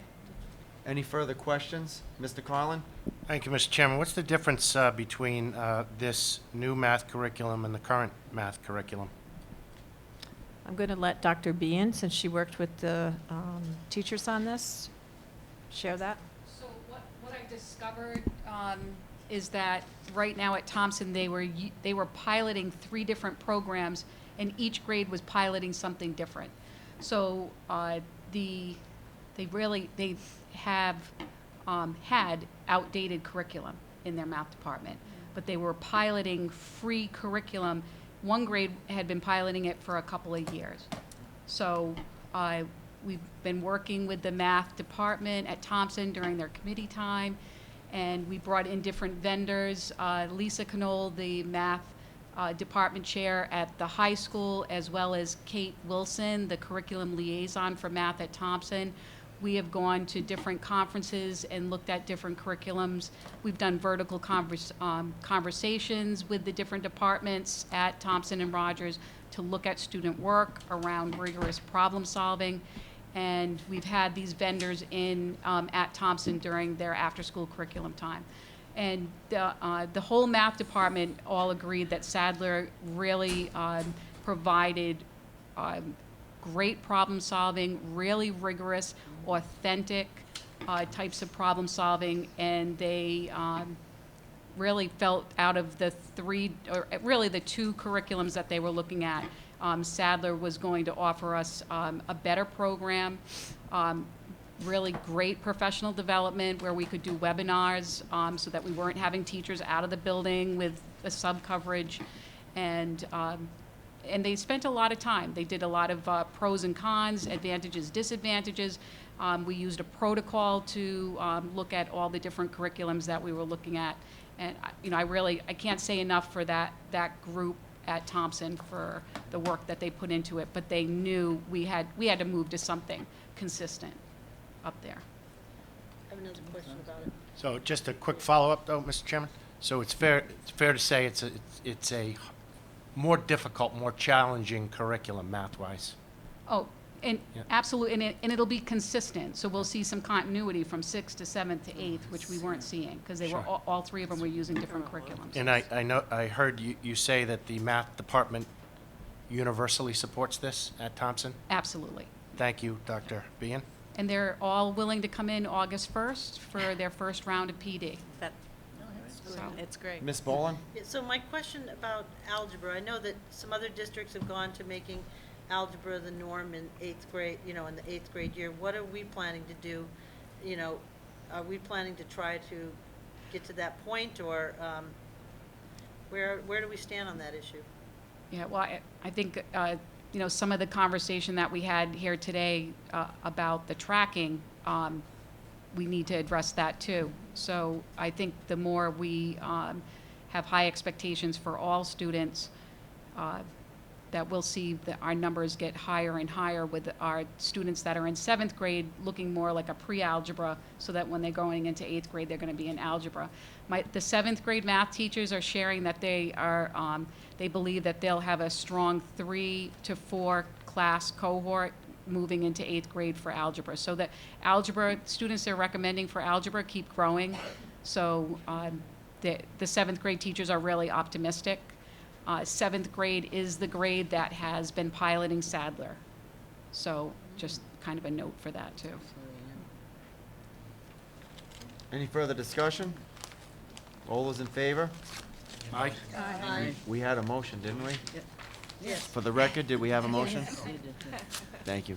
All in favor? Aye. Any opposed? Unanimous, thank you. The next item on the agenda is request for approval to participate in RI student survey, January through May 2018. Superintendent Jermaine, is there anything would you like to bring to our attention on this? Thank you, Mr. Chair. Lauren DeSantis is here from the coalition, as well as Dr. Flowers. And this data in the survey is very important. And in order to implement the tool, they've requested that all school committees endorse the implementation of the survey. Is there a motion? So moved. Mrs. Gaines, seconded by Ms. Sylvia. Any discussion on the item? All those in favor? Aye. Any opposed? It's unanimous, thank you. And Lauren DeSantis is here tonight. And Lauren, thank you for all you're doing and Thank you. for being here this evening and for all your emails. I know. The next item up for action would be 6.4, Health and Wellness Policy. Dr. Flowers, would you like to present this? I'd like to really turn this over to Mrs. Boland because she is I'm sorry. the health and wellness Okay. guru here. We generally, a lot of these things come into the policy committee. Because of time constraints, we're putting this on a little faster track tonight, so. Ms. Boland? Here we go. So this is a federal requirement that all schools must have a meals charge policy, and all schools that that participate in the National Lunch Program have to have this policy submitted by July 1st of this year. And the reason behind that is because I'm sure you've read in the paper lately about meal shaming and, where they offer alternative meals, where they sometimes take the meals away from students. So we spent a lot of time on this as a group. And also, this was a harder thing to do because we started out with no policy. It's not like just changing a policy, but you've got to, really start out from zero. So our health and wellness feels very strongly that we do not want to do any meal shaming whatsoever, that paying for meals is the responsibility of the parents. And so we came up with a really, I think, new approach, and tonight we're going to be hopefully putting these new people that we're going to hire into place. But the approach is going to be that there's a reason, and we're going to get to the bottom of it, of why we have such high balances that go unpaid every year. And so what we're going to do is we're going to hire tonight a meal advocate, something that we approved last year to do. And the meal advocate's going to act as like a liaison between the families and the school, and to try to get to the bottom and make sure that all kids are qualified if they need to be qualified, or we find out why they're not paying. There's 5 days. Instead of going a month without paying, this new person, our new meals advocate person, will go no more than 5 days to figure out what the issue is so that they can't build up large balances. And I know that other school districts provide an alternative meal, but we feel that sets kids apart when they see the grilled cheese sandwich or, the whatever else that you might think to take. But you also have to take away the lunch that they pulled off the line and then give them the grilled cheese sandwich. So we will not be doing any meal shaming whatsoever. Students will get the exact same meals when they come to school and don't have money. And this policy goes through, and we did a lot of things too to help define the definitions. I know most of you probably read it it's a long policy, but to define what each of those things are and how we hope things will go. So we're going to have, with this new meals advocate, which is coming up here, probably next item, we're very, what? Soon. We're very excited that we're going to have a meals advocate that's going to be able to help us with this, and hopefully that's how we're going to make sure that we don't run huge, balances, unfunded balances. Thank you. Do we have a motion to approve this on the first reading? So, second. First by Ms. Sylvia, second by Mrs. Gaines. Any discussion on the item? Dr. I Flowers? just want to say one, just, again, this is for anyone who's watching or listening here, that regarding the negative account balances, that all of this correspondence and conversations regarding it will be handled discreetly. And I think this is an important point, that the youngsters of whatever age shouldn't have to be involved in anything like this. And, I mean, I was just really surprised to see this whole nationwide discussion about this kind of a thing. And I think first and foremost, everyone's dignity is always taken care of. Thank you. This is a good point to have. Any further discussion? Am I able to ask a question from the board? Sure. Certainly. Just step up if you, so people can hear you at home, that's all.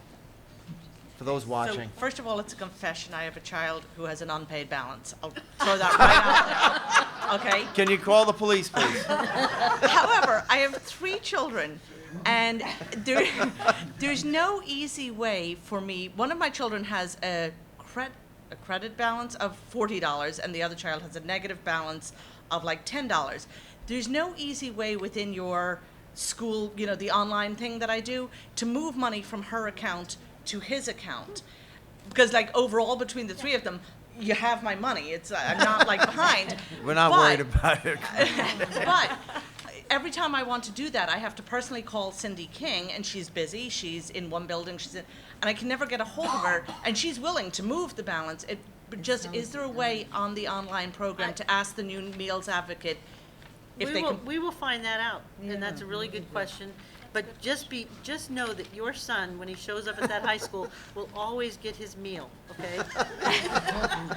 He will not. I know that. He also has food at home he's supposed to bring. But, so I just want to know, because it's been an issue. But that's a really like good at the end of every year, I've had to call Cindy King and say, can you move this money from here to there? And we've always been over and above. But I'm worried that my high schooler someday will be meal shamed, but he won't.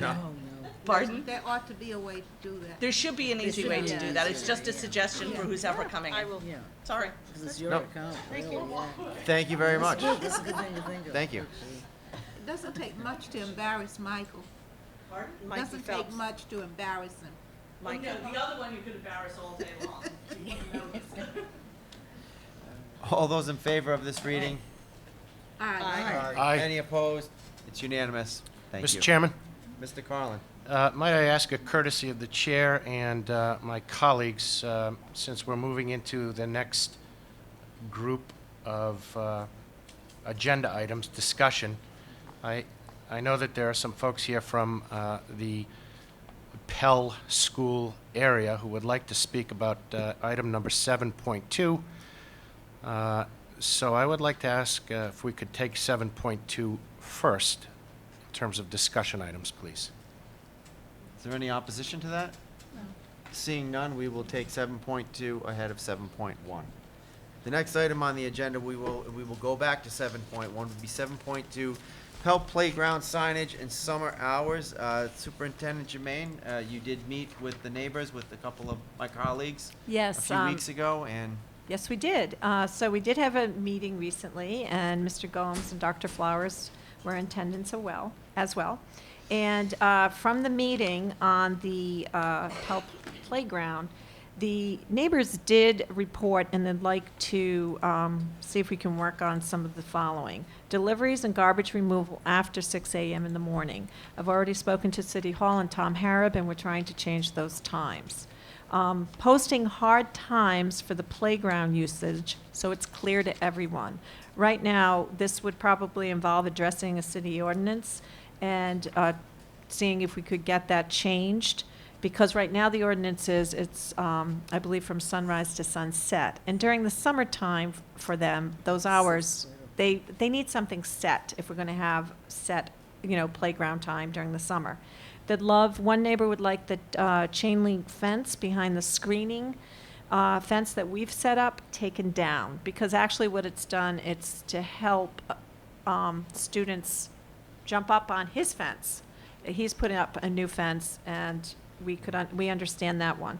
The other one was mowing the grass between the chain link and the screening fence, because that is getting high. There's a key and lock there, and we continuously keep asking the landscaper to please do that. So the principal at Pell, as well as Mr. Butler, as well as Mr. Harab, are speaking to the landscaper about that.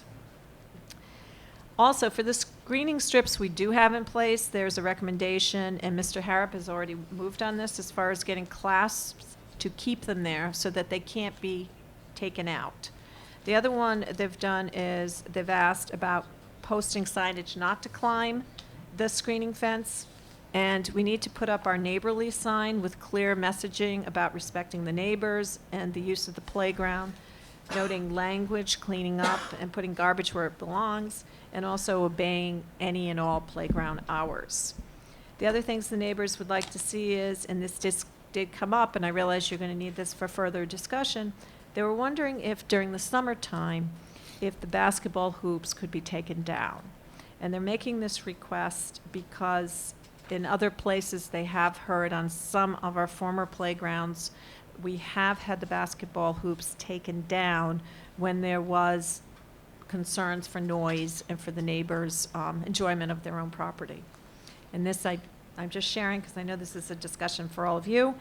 And there is a neighbor that's having drainage problems, and she would like to have further discussions with us on that. I will share with you, when I first arrived, the same neighbor did raise this question. It was passed on to legal and to the city.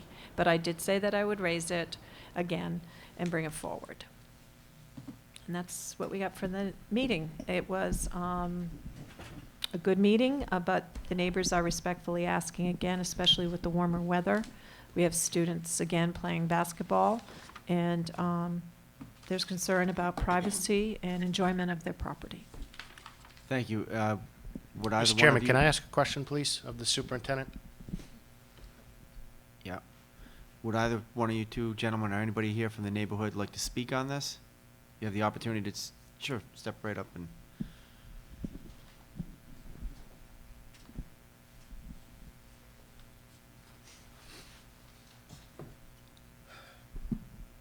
Thank you. After listening to all the education-related challenges earlier, I feel petty in a way being here, but you know, it is our home, and I ask you to think about your own home and what it would be like if people were in your backyard. Mr. Ferguson, could Yes. you identify yourself, please? I, Will Ferguson, I live at 42 Dudley Avenue. Thank you. Already this year, a couple different times we had to call the police. If it wasn't so irritating, it'd be funny. One of the girls took a selfie in the pool and put it on Snapchat. So it's like an accomplishment to get in my pool and brag about it on social media. There's no easy answer. One of the things that we talked about in the meeting is how the kids have had their basketball hoops taken away from them already in public housing, and there seems to be no traction on making that right. There's other places like Cranston have municipal swimming pools. It just seems like it is unfortunate that playground area, which is very close to where a lot of kids live, can't be used responsibly. But it's almost like Superintendent Germain was saying about having adult presence on a large campus. If you had somebody there to supervise, there would be no problem. But left to their own devices, they're going to do whatever they want. And my family feels violated. I did get a video camera installed. Didn't have it for that meeting. It was still back ordered, but I have it now. I get a message on my phone if the motion detector picks up motion. I had to increase my homeowner's insurance, purchase an umbrella policy to protect myself against what could happen in my backyard. I think it would be good if we could pick a time for the playground to be closed during the summer. It was even mentioned by somebody at that meeting at 6 o'clock. I think that would be our dream come true. I think we would probably be thrilled with 7. But to say sunset, even when we call the police, and believe me, when you call a police dispatcher and you tell them that it's after sunset, and that adult says to you, yeah, but it's still light out. 15-year-olds aren't going to understand sunset if some dispatcher doesn't understand the concept of sunset. I think it was also talked about perhaps enclosing a few of the little spots that are still open back there so that it could be locked. The only thing is I don't know who's going to be handling that padlock at opening and closing every day. But if the police had something a little bit more concrete and they could make a pass through there every night at 7 o'clock, I think it would make their job easier, and it would make the kids' expectations at least tangible. So, Mrs. Gaines? Last year, when we had spoken to the police about having someone, at change of shifts, just park over there and do their paperwork, did you notice any difference then in the activity when there were more police presence? Well, I don't think they ever actually took that for action. I saw them a couple of times. Well, But they sometimes weren't, they're coming to close close. enough. They were in the parking lot. Yeah. I'm thinking of having them park alongside the basketball court. Sure, and I think that would be great. I would say my experience with the city police was all very good. I didn't have one time where I didn't feel listened to or appreciated, and they came promptly, and they were very respectful, and they said they would make extra runs through the neighborhood, but, they have their hands full. And so, I don't know, Tim, if you want to add anything. Yeah, I mean, I don't know if You have to go to the microphone. Thanks, Tim.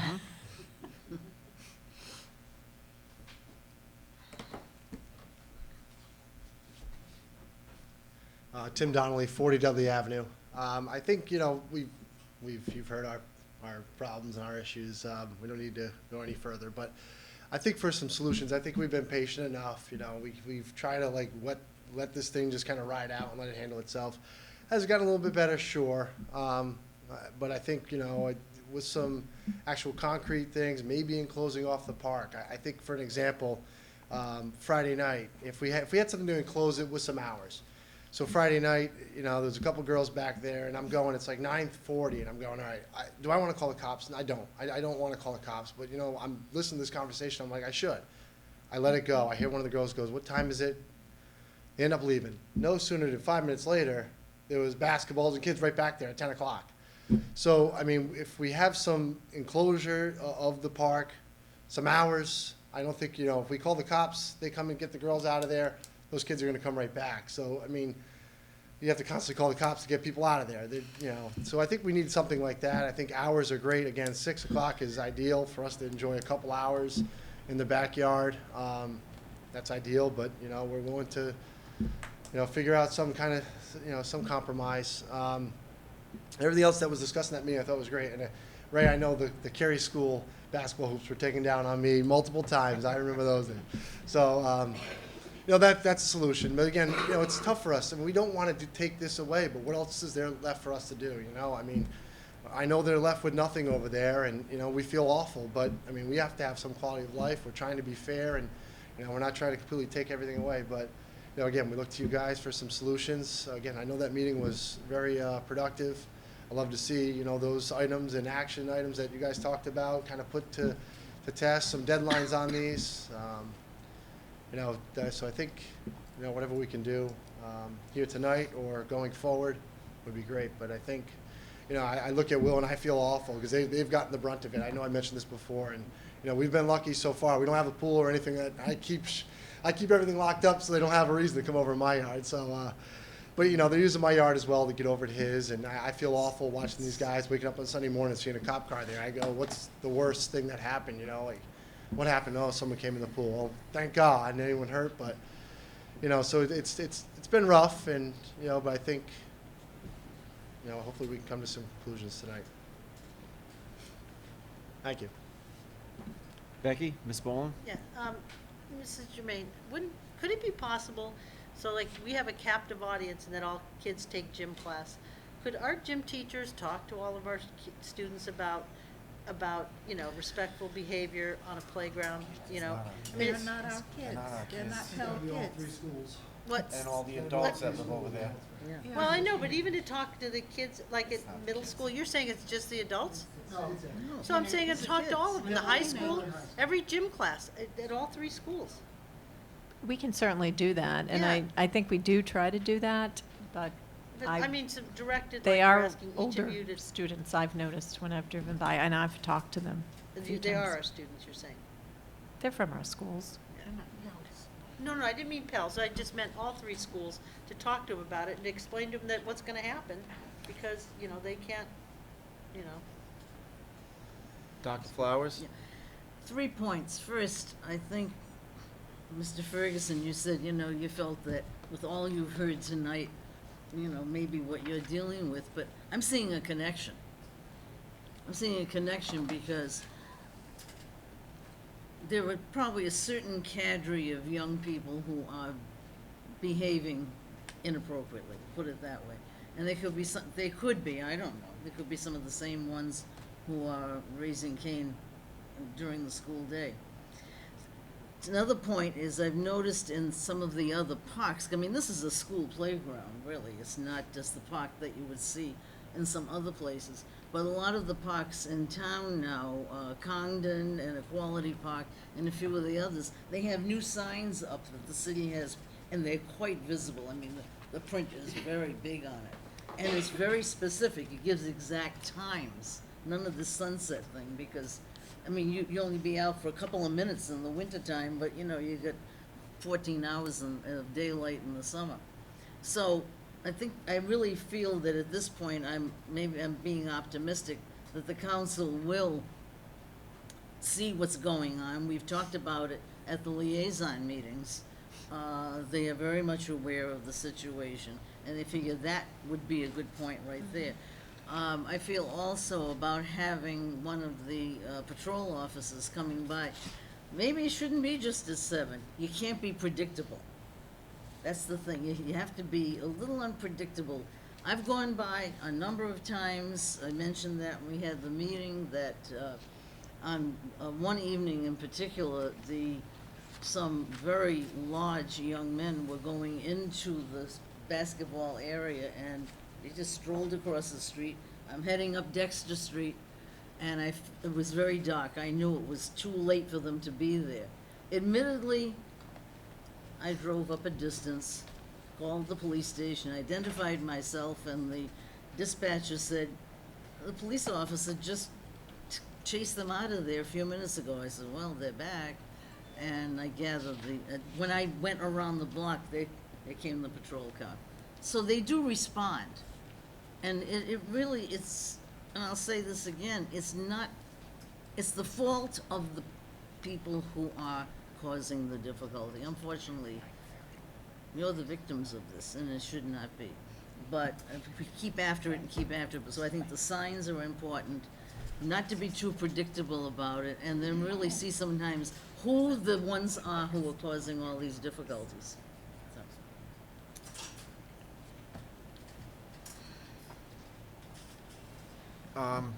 As far as the discussion item is concerned, I believe, yeah, we need to move forward and see when we can schedule these things to be done. I think it's easy enough to come up with a time. I think it's easy enough to put up some new signs. I realize the result is gonna be an enforcement issue at the end of it, but at least if they're there, then there's no question for your dispatcher. It's after 8 o'clock or 7 o'clock or whatever time it is, that's it. The time is the time. You can see that on the clock, so, May I ask a question? yes. So for guidance to move forward, am I hearing, do you prefer the 6 o'clock time, or do you want to bring that back for action and discussion? Or do Personally- you want me to move forward? Go ahead. Personally, I mean, I think it would be up to the neighbors in the area. I mean, short of, they seem pretty amenable to between 6 and 7, which is reasonable. So, I mean, All right. like we say to the teachers, we don't want to give you the policy, we kind of want to hear what the policy is and then just go ahead and do it. But if it's a reasonable request, which I don't think it's unreasonable whatsoever, that we should, I mean, you had the meeting, so. Right. I would move on whatever you guys discussed that day.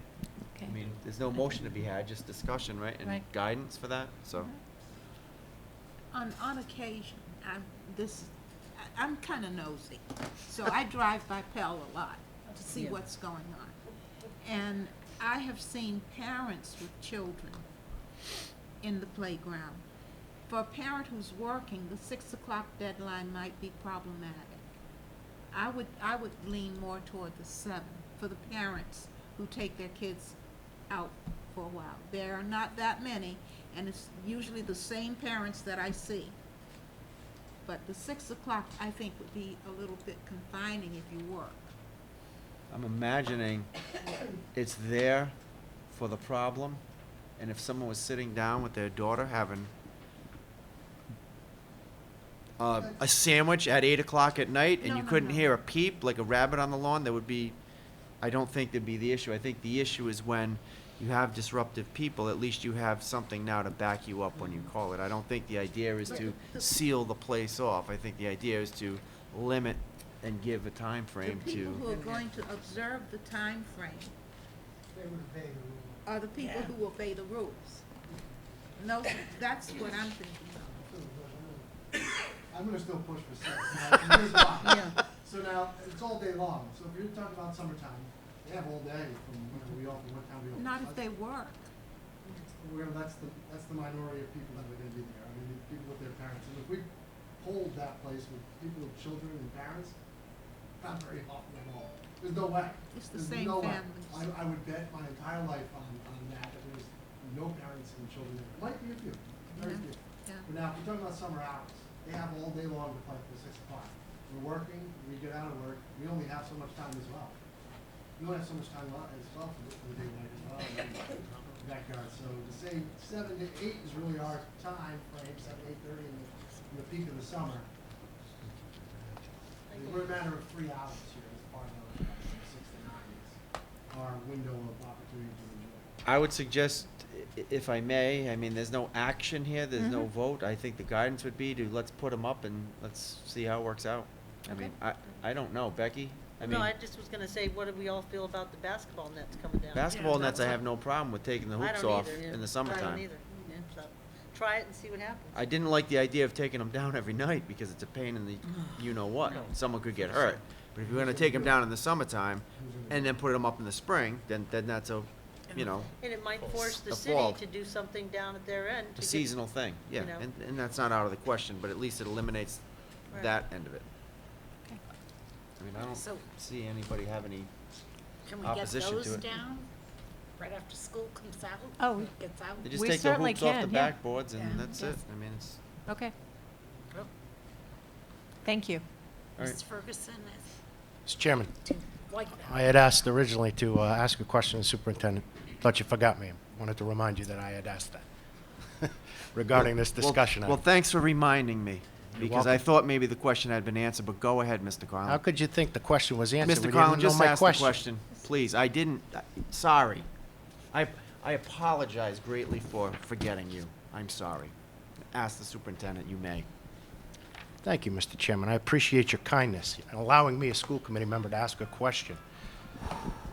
Mrs. Germain, you had mentioned something about having to work with the city on a ordinance regarding playground usage. Why do you think we have to work with the city to set the time or any other standards for a property which Mr. Galvin tells us until we turn over to the city, the Newport School Department has total control over?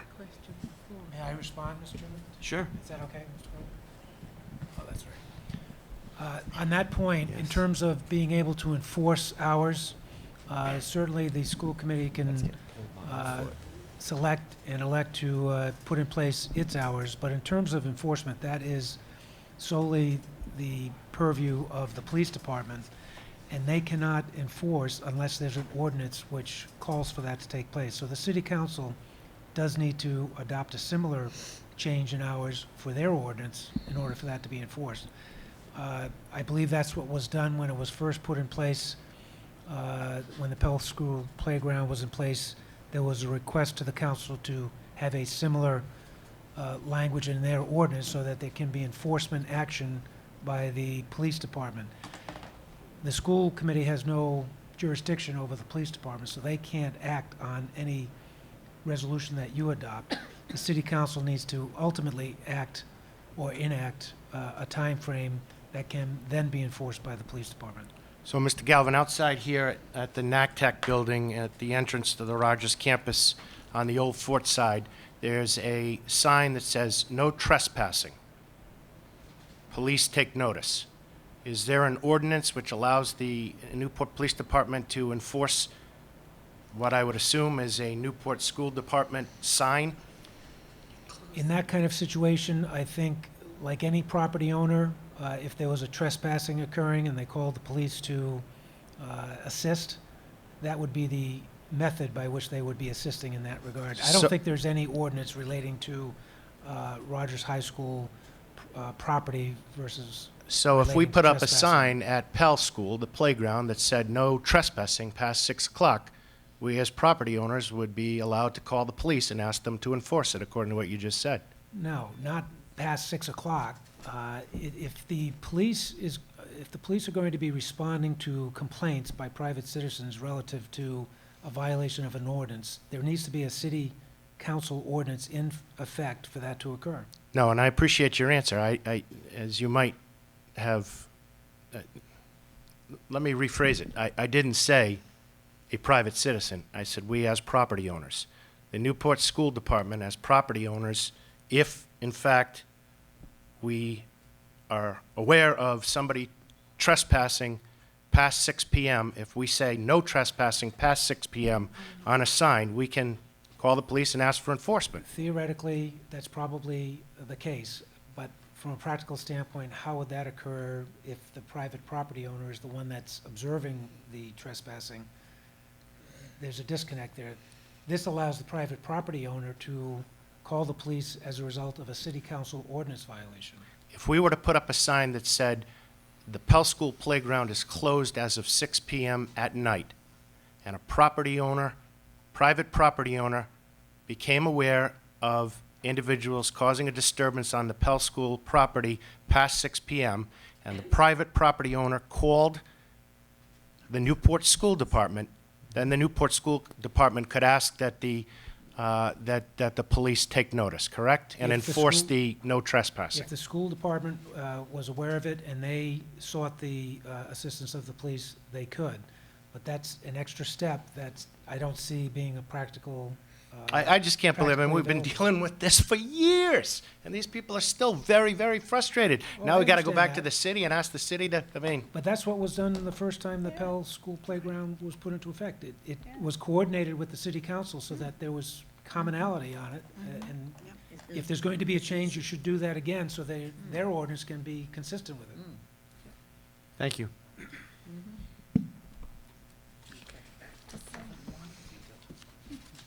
I don't know. Is there any further questions, Mr. Cronley? 7.1. I'll take that as a no. We're going to move on to 7.1. Ms. Jermaine, you can proceed with the guidance that you were given on that issue. Thank you, Right. guys. In front of you tonight, I've been meeting with the city manager and finance director, and we're continuing to look at ways we can share, expand more services, and save money. The whole purpose being redirecting money to go into the classrooms instead of other areas. So, as I mentioned in my backup, we have been looking as far as expanding in the finance area, and this would require further reorganization of the finance department working with the city. And what we're hoping to do is we would keep a business manager so that control management, budget development, approval, payments, invoices, all of the above would continue to be under the control and purview of the school department. What we would like to do is the actual processes, the clerical processes of payroll processes, invoice payments, work with the municipal side, and they've offered to take on that role and responsibility in And in lieu, $263,000 would go to the schools. So with what is presently in the budget for the schools, that $300,000 plus the approximately $243,000 would raise our increase for next year for $543,000 going forward. The city, I have moved forward, and I have informed employees that we would like to restructure this. And moving forward, these employees still have jobs, and they would be able to bump into another position, or they could move over to the city side. One employee has told me, which I'm very happy about, she wants to, no matter what, stay with the school department side, and another person has said she'd like to see what the city was going to offer. But again, this was all, and it is all in the effort of trying to work together with the city, trying to get as much funding as possible to move more funds towards our classroom and keep the focus on the teaching and learning. And also to work with the city going forward to see if they will tentatively give us a $600,000 one time only for technology for next year. This would help us significantly in our strategic planning. So that's all I had. Oh, and the UCOA filing, something that's very time consuming. They're willing to take that over as well. So it would mean retaining a business manager, keeping the budget development, control management over on the school side, and the clerical duties, just as we've done with our payroll processing, I'm sorry, not payroll, purchasing, processing, facilities, work. We're continuing to expand the services with the city. Mrs. Gaines. I read this, and I can't believe that they would take over UCOA. I was shocked, but they are willing to do that. That's very time consuming, and it's been one of the most time consuming things in our finance department. Do they know what they're getting in? The person is trained in UCOA, and I believe Mr. Roy knows that as well because he's been working with the person, so. Fantastic. Who would be left on our side? Just We would have a business manager on this side, and then we have other clerical and other departments as far as at the schools. So for those that may not know, or the public who doesn't know our procedures, so everything we have as far as purchasing and invoicing, everything is online. So Mr. Roy, who is now the acting business manager, and myself, we do the approvals, so we go online. Staff members are clerical within the schools, and for instance, over here in Career and Tech, the clerical people or the secretaries go online. They have approval process, and they go online, and they do all the ordering. They do everything, and it goes through an online process in which only school department oversee and do. So we do all the approvals, et cetera. We issue the POs. We go through that entire process. So that's how we do that. Mr. Chairman? Mr. Carlin. Superintendent Jermaine, did you give anybody in the finance department or our business office, if you will, a job elimination letter? Yes, I did. I gave 2 individuals due to the restructuring. Did you tell any members of the school committee that you were going to do this before you did it? I gave updates, and I actually named the individuals that would be impacted in my updates, my weekly updates to you. I did not. Go ahead. Superintendent Jermaine, did you, and I appreciate how you're answering the question, but just a direct answer, please. Did you tell any members of the school committee that you would be giving job elimination notices to people in the finance department before you did it? If it's job elimination notices, no, I did not. I did it under what I thought I have, and I believe I have, as administrative rights, and I've done previously in other years when we did our para reorganization for special education and when we've done other positions. Despite your vague updates about the finance department potential restructuring, didn't you think that that was an important enough matter to alert the members of the school committee ahead of time on? I thought I had. You just admitted you didn't. I have been.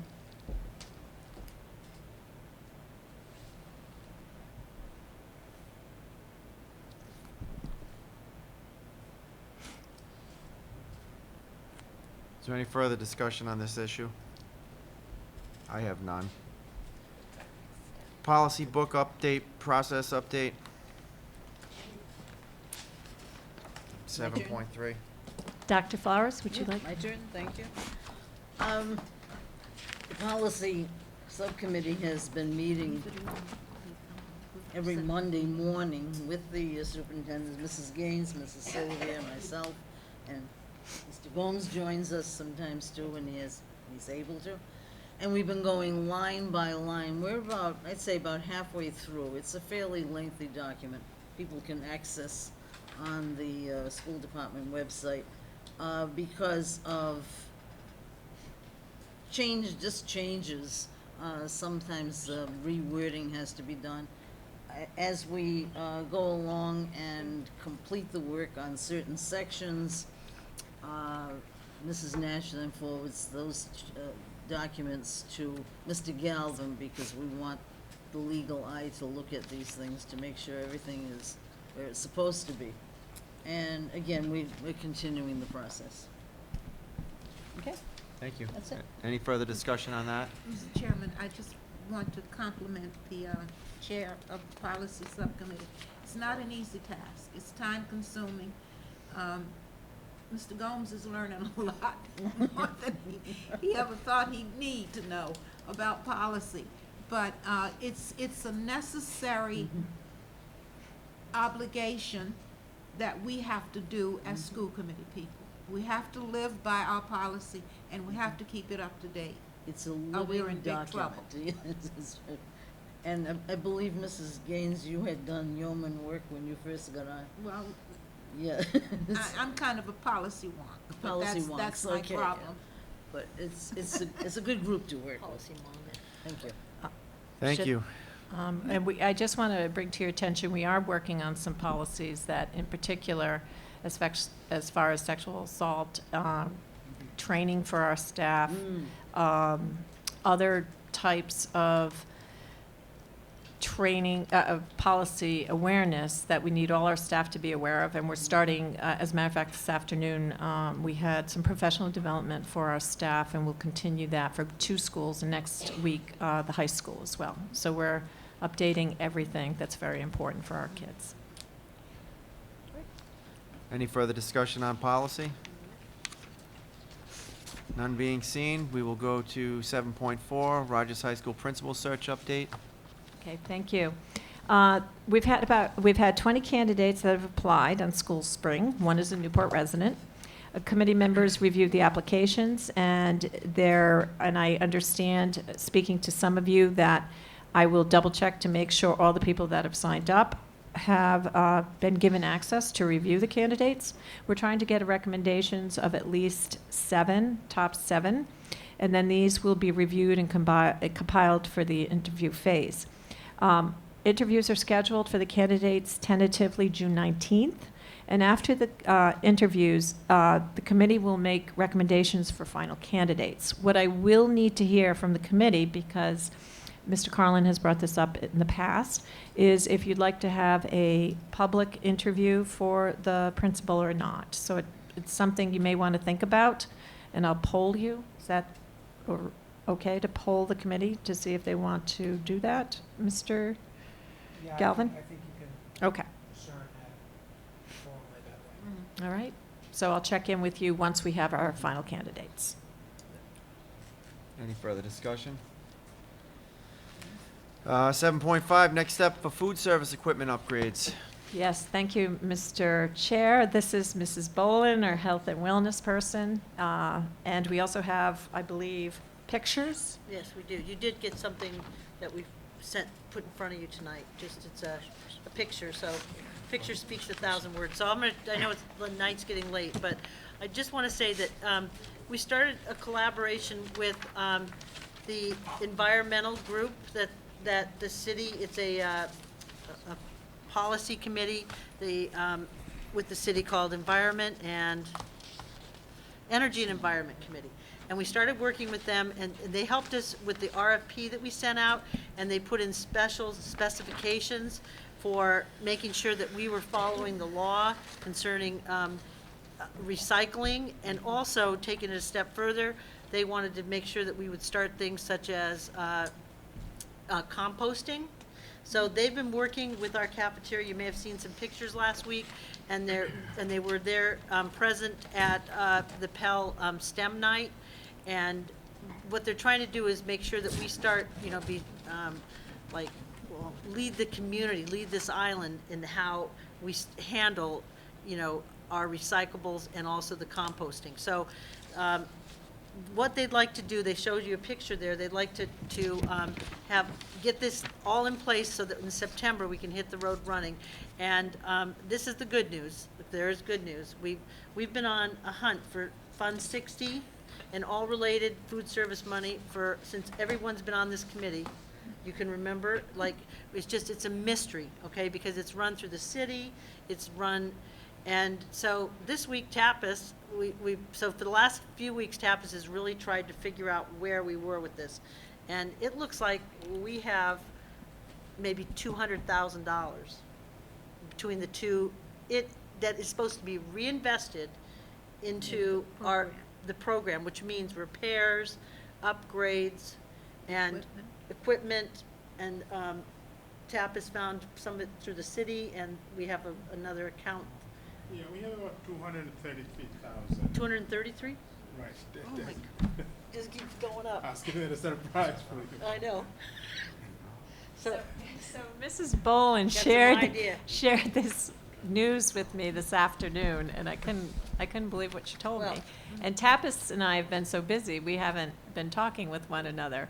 So this was exciting news. And it's really exciting news, because what we'd like to do, in keeping with the One Newport idea and the strategic plan, our group really has been talking for a number of years. We want to, first of all, we're going to go out to an RFP, if that's okay. We need it's called a steam board or steam table, but it's over $4,000. And that we need that at Thompson, and then we need a big mixer at the high school, because they can do different kinds of foods if they have the mixer. And the second thing is, I know we talked about this last year, but I would like to see us put new cafeteria tables at Rogers High School, because it's about climate and culture. It's about, you make it, beautiful. Kids are gonna wanna come in and eat. Those tables are so old. Have you ever tried to sit in them? They're terrible. They're unbelievable. Some of them are elementary school tables. So with everybody's, endorsement here. They need cafeteria style tables. Right, we're talking about maybe we may have to do a combination of round and oblong because of the size of the area. But we could also go with the ones, the benches that fold in half for some of them, so that we could, when we have things going on in the those worked out very well at Pell School. But we have the money, and if I have everybody's blessings, we're gonna look to see what this is gonna go out for bid for it, to see what it would cost. And we're gonna work with Chartwell's, and they're going to help us design a plan. And it's just really exciting that Chartwell's has done an incredible job of, keeping us, in the black. And it's just really exciting. So, thank you, Tapas, for your hunt. Thank you. Yeah, thank you. Yeah, so if that's okay with everyone, that's where we're headed. All right? Okay. Fine. All right. Thank you, Ms. Boland. The next, we're getting to our consent agenda. The first item would be 8.1, approval of the minutes of the previous meetings. Is there a motion? So moved. Second. And there's a second. Any discussions, corrections? All those in favor? Aye. Aye. Any opposed? So noted, that's unanimous. Personnel actions, 8.2. Mr. Chairman, I make a motion on 8.2 that we remove item 8.2C from the personnel actions this evening. Is there a second on that? Second. Any discussion? All those in favor to remove that item from personnel actions, signify by saying aye. Aye. Aye. Any opposed? So noted. Now we'll vote on the main. Mr. Chairman, I'll move that the remainder of 8.2 be approved. Second. Has the motion been made and seconded? Any discussion? All in favor? Aye. Aye. Any opposed? So noted. 8.3, request for approval of administrative contracts. Mr. Chairman, I'd like to take these administrative contracts individually, please. postpone that. I thought there was another motion. I move to postpone this to the next available executive session. Second. To be talked about in open session as well, Yeah. correct? Yeah, Right, yeah. right, absolutely. Well, we need to talk in executive and then move it back out to open, correct? Then vote on them in public. Yes. So is there a motion for that, Ms. Boland? Yes, that was my There's a motion. second. Discussion on that? Any opposed? All in favor? Aye. Any opposed? So noted. 8.4, I'd like to make the same motion that we take it back to executive session, next available executive session, and then move it back out to public session. Second. Second. any discussions?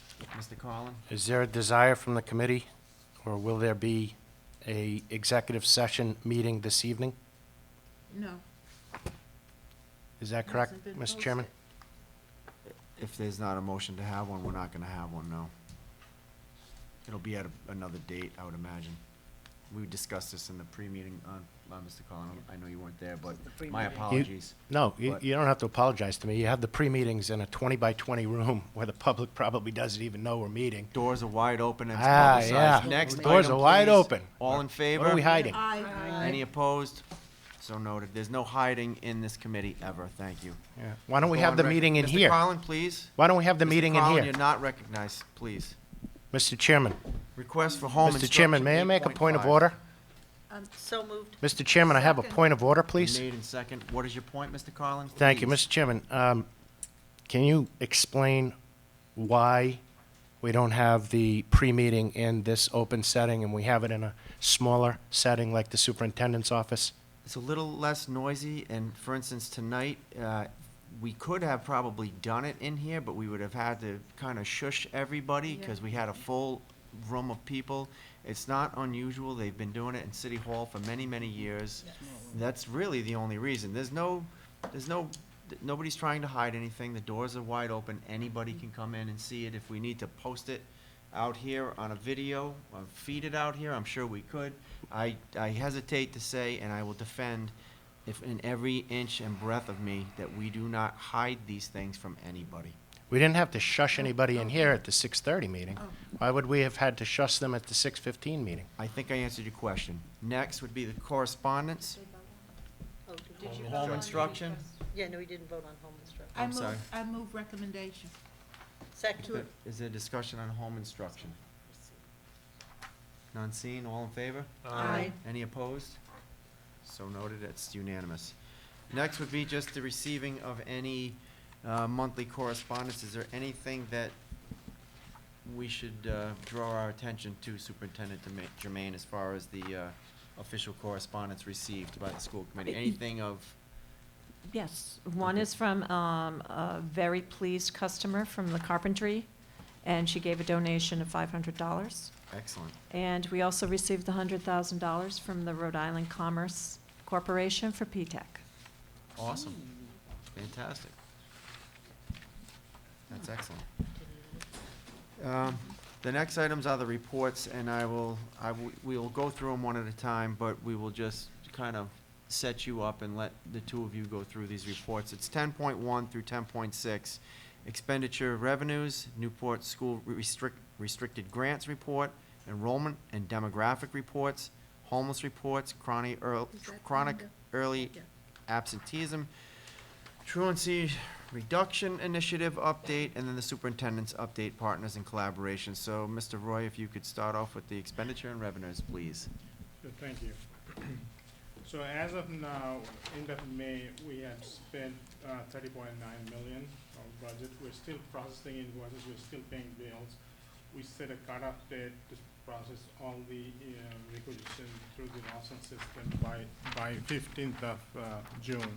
And we're seeing, people are putting through all the invoices coming in. So we will have a better understanding sometimes after the 15th of June that we'll know that where we are.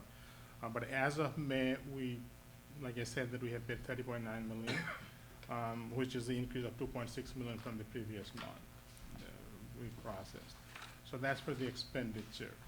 On the revenue side, we have received the full appropriation from the city. We received the full amount. We're waiting for a large chunk to see for our trust fund income. I checked with the city office this morning.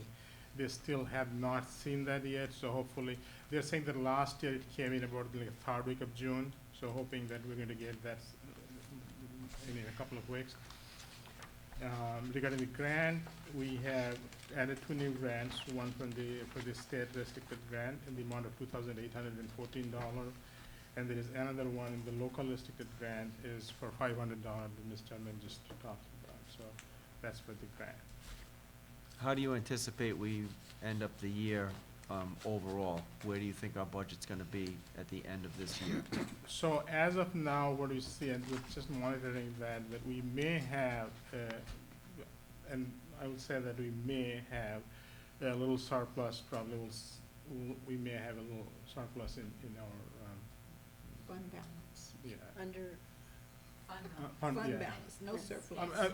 fund Okay, FUN. excuse my terminology because I'm not familiar with that, but yeah, we may have a little fund balance. Yeah, exactly. You don't have an idea of what that number might be in our fund balance, do you? It will fluctuate depending on the revenue side because we have budgeted revenue also. So some of the revenue that we projected for the year before, we may not see all of it, so that will take some of our fund balances, will reduce some of the fund balances, so. So one of the things we're watching very closely, we were looking at the revenue report today, and that's why I believe, Mr. Roy, right now we're pausing on our expenditure lines. We do have fund balances, especially, I think it was retiree benefits and tuition on the for the expenditure side. The revenue side of the house right now, we're just watching very closely our tuition payments for NACTAC. We have to talk to that Mr. Gaynor tomorrow to see where we're at. And Ms. Grantham is looking at the Medicaid revenue. So we're just checking in on that one too. So tuitions from NACTAC would be collected regardless, we would go after somebody if they didn't pay them, correct? So that is. Correct. I would imagine we're going to get that number. Correct. So that, But to me, I don't think. sometimes the enrollment changes, so that's why we just want to be really, really clear on This that late one. in the year, the enrollment might change? Sometimes they It's 7 do days, in the 10 third, days no, left. in the third quarter, if we, third to fourth quarter. So Mr. Gaynor's going to check that for us. It won't be So substantial. we don't know how many kids aren't here anymore? We know how many children are here. We were just looking for harder numbers from Mr. Gaynor today, and we did not get that yet. It's not substantial. I'm just saying that. I'm just sharing that we have both sides we're looking at to be able to share out what the fund balance is. Two things. One is that maybe for planning purposes, we should only let kids out at the semester. So in other words, if they drop out in, let's say, March, their school department still owes us till June. Is that not true right now? State. Not the state, it's from the other school department. It's from the other schools. Isn't the billing determined? All Yes, right, I think I'm being misunderstood. It's not substantial. I Yeah. just want to make that really, really clear. Our sending districts have been sending money. Today, we looked at the revenue for what was projected for that line and how much we've received, and we want to make sure we're going to get the total amount. It may not be as much as we thought. And then another question, can we order some of these textbooks ahead of time? Or, no, okay, we won't bring them. Yeah, I mean, it's just a thought, I mean, you know. Anything and everything, and You're Mr. thinking- Roy is the accountant, but anything and everything we use in June, Okay, that's fine. got it, okay. Any further questions, Mr. Collins? Mr. Roy, today's Newport Daily News indicated that the city was looking at potentially increasing our maintenance of effort by $300,000, but giving us an additional $600,000 from the city's surplus, if you will, or from the city's excess revenue in escrow. is this something that the state ride allows? For example, I mean, there's a 4% year-over-year maximum increase. Suppose a city council decided we will simply pay for all non-teachers who are on your personnel or in your employ. Could they do that, for example? It seems to me that RIDE has a reason, or the General Assembly, when it enacted that legislation, had a reason to set a 4% cap. In your opinion, I know you have expertise on this, are they allowed to do, is a city or town allowed to do that, to effectively get around the cap by simply giving you money which is not towards your maintenance of effort? So Mr. Roy's asked me to take this one because this is something that the commissioner had worked out with other school districts. And there is and we will forward this to you, we looked into this, for technology only, there is a one-time offer a city can make to the school department, because other school districts were getting into this bind about technology and its large expense. And they also had concerns as communities about the maintenance of effort. And for the public, just to understand, maintenance of effort means when a city gives so much to a school department, they have to guarantee they're going to maintain that going forward. And to Mr. Carlin's point, it also can't be something they're going to circumvent and just to get around the 4% cap. So there is some verbiage I can send to you that I asked the commissioner to forward to us, so we were clear on it, that it is allowable for technology and one time only. Okay, as a matter of, Thank you, specific purposes. as a matter of policy and time check, we have a 3-hour time limit. It is our policy.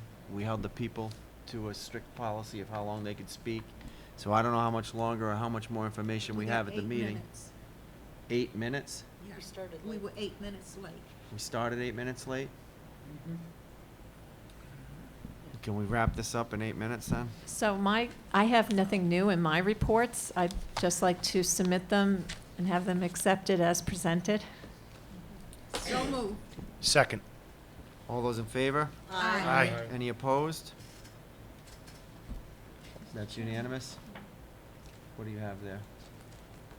I attended the National Junior Honor Society induction for about 5 minutes tonight. Tonight at Thompson, that's right. Yeah, and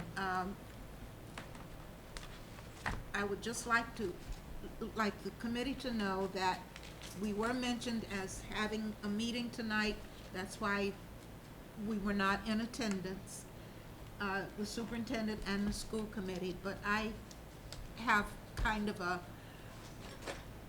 pet thing here with this honor society, this junior honor society, and I haven't missed one installation since they've been in existence, and I refuse to miss tonight. So they let me speak for about 3 minutes to congratulate 44 kids. That's great. Excellent. That's wonderful. 44, and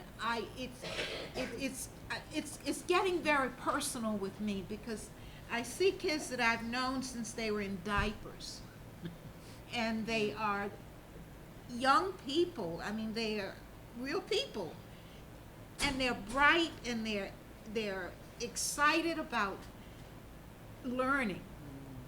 And I just think we have a lot of hope for our future when we have this many kids at the middle school who are eligible for the National Honor Society.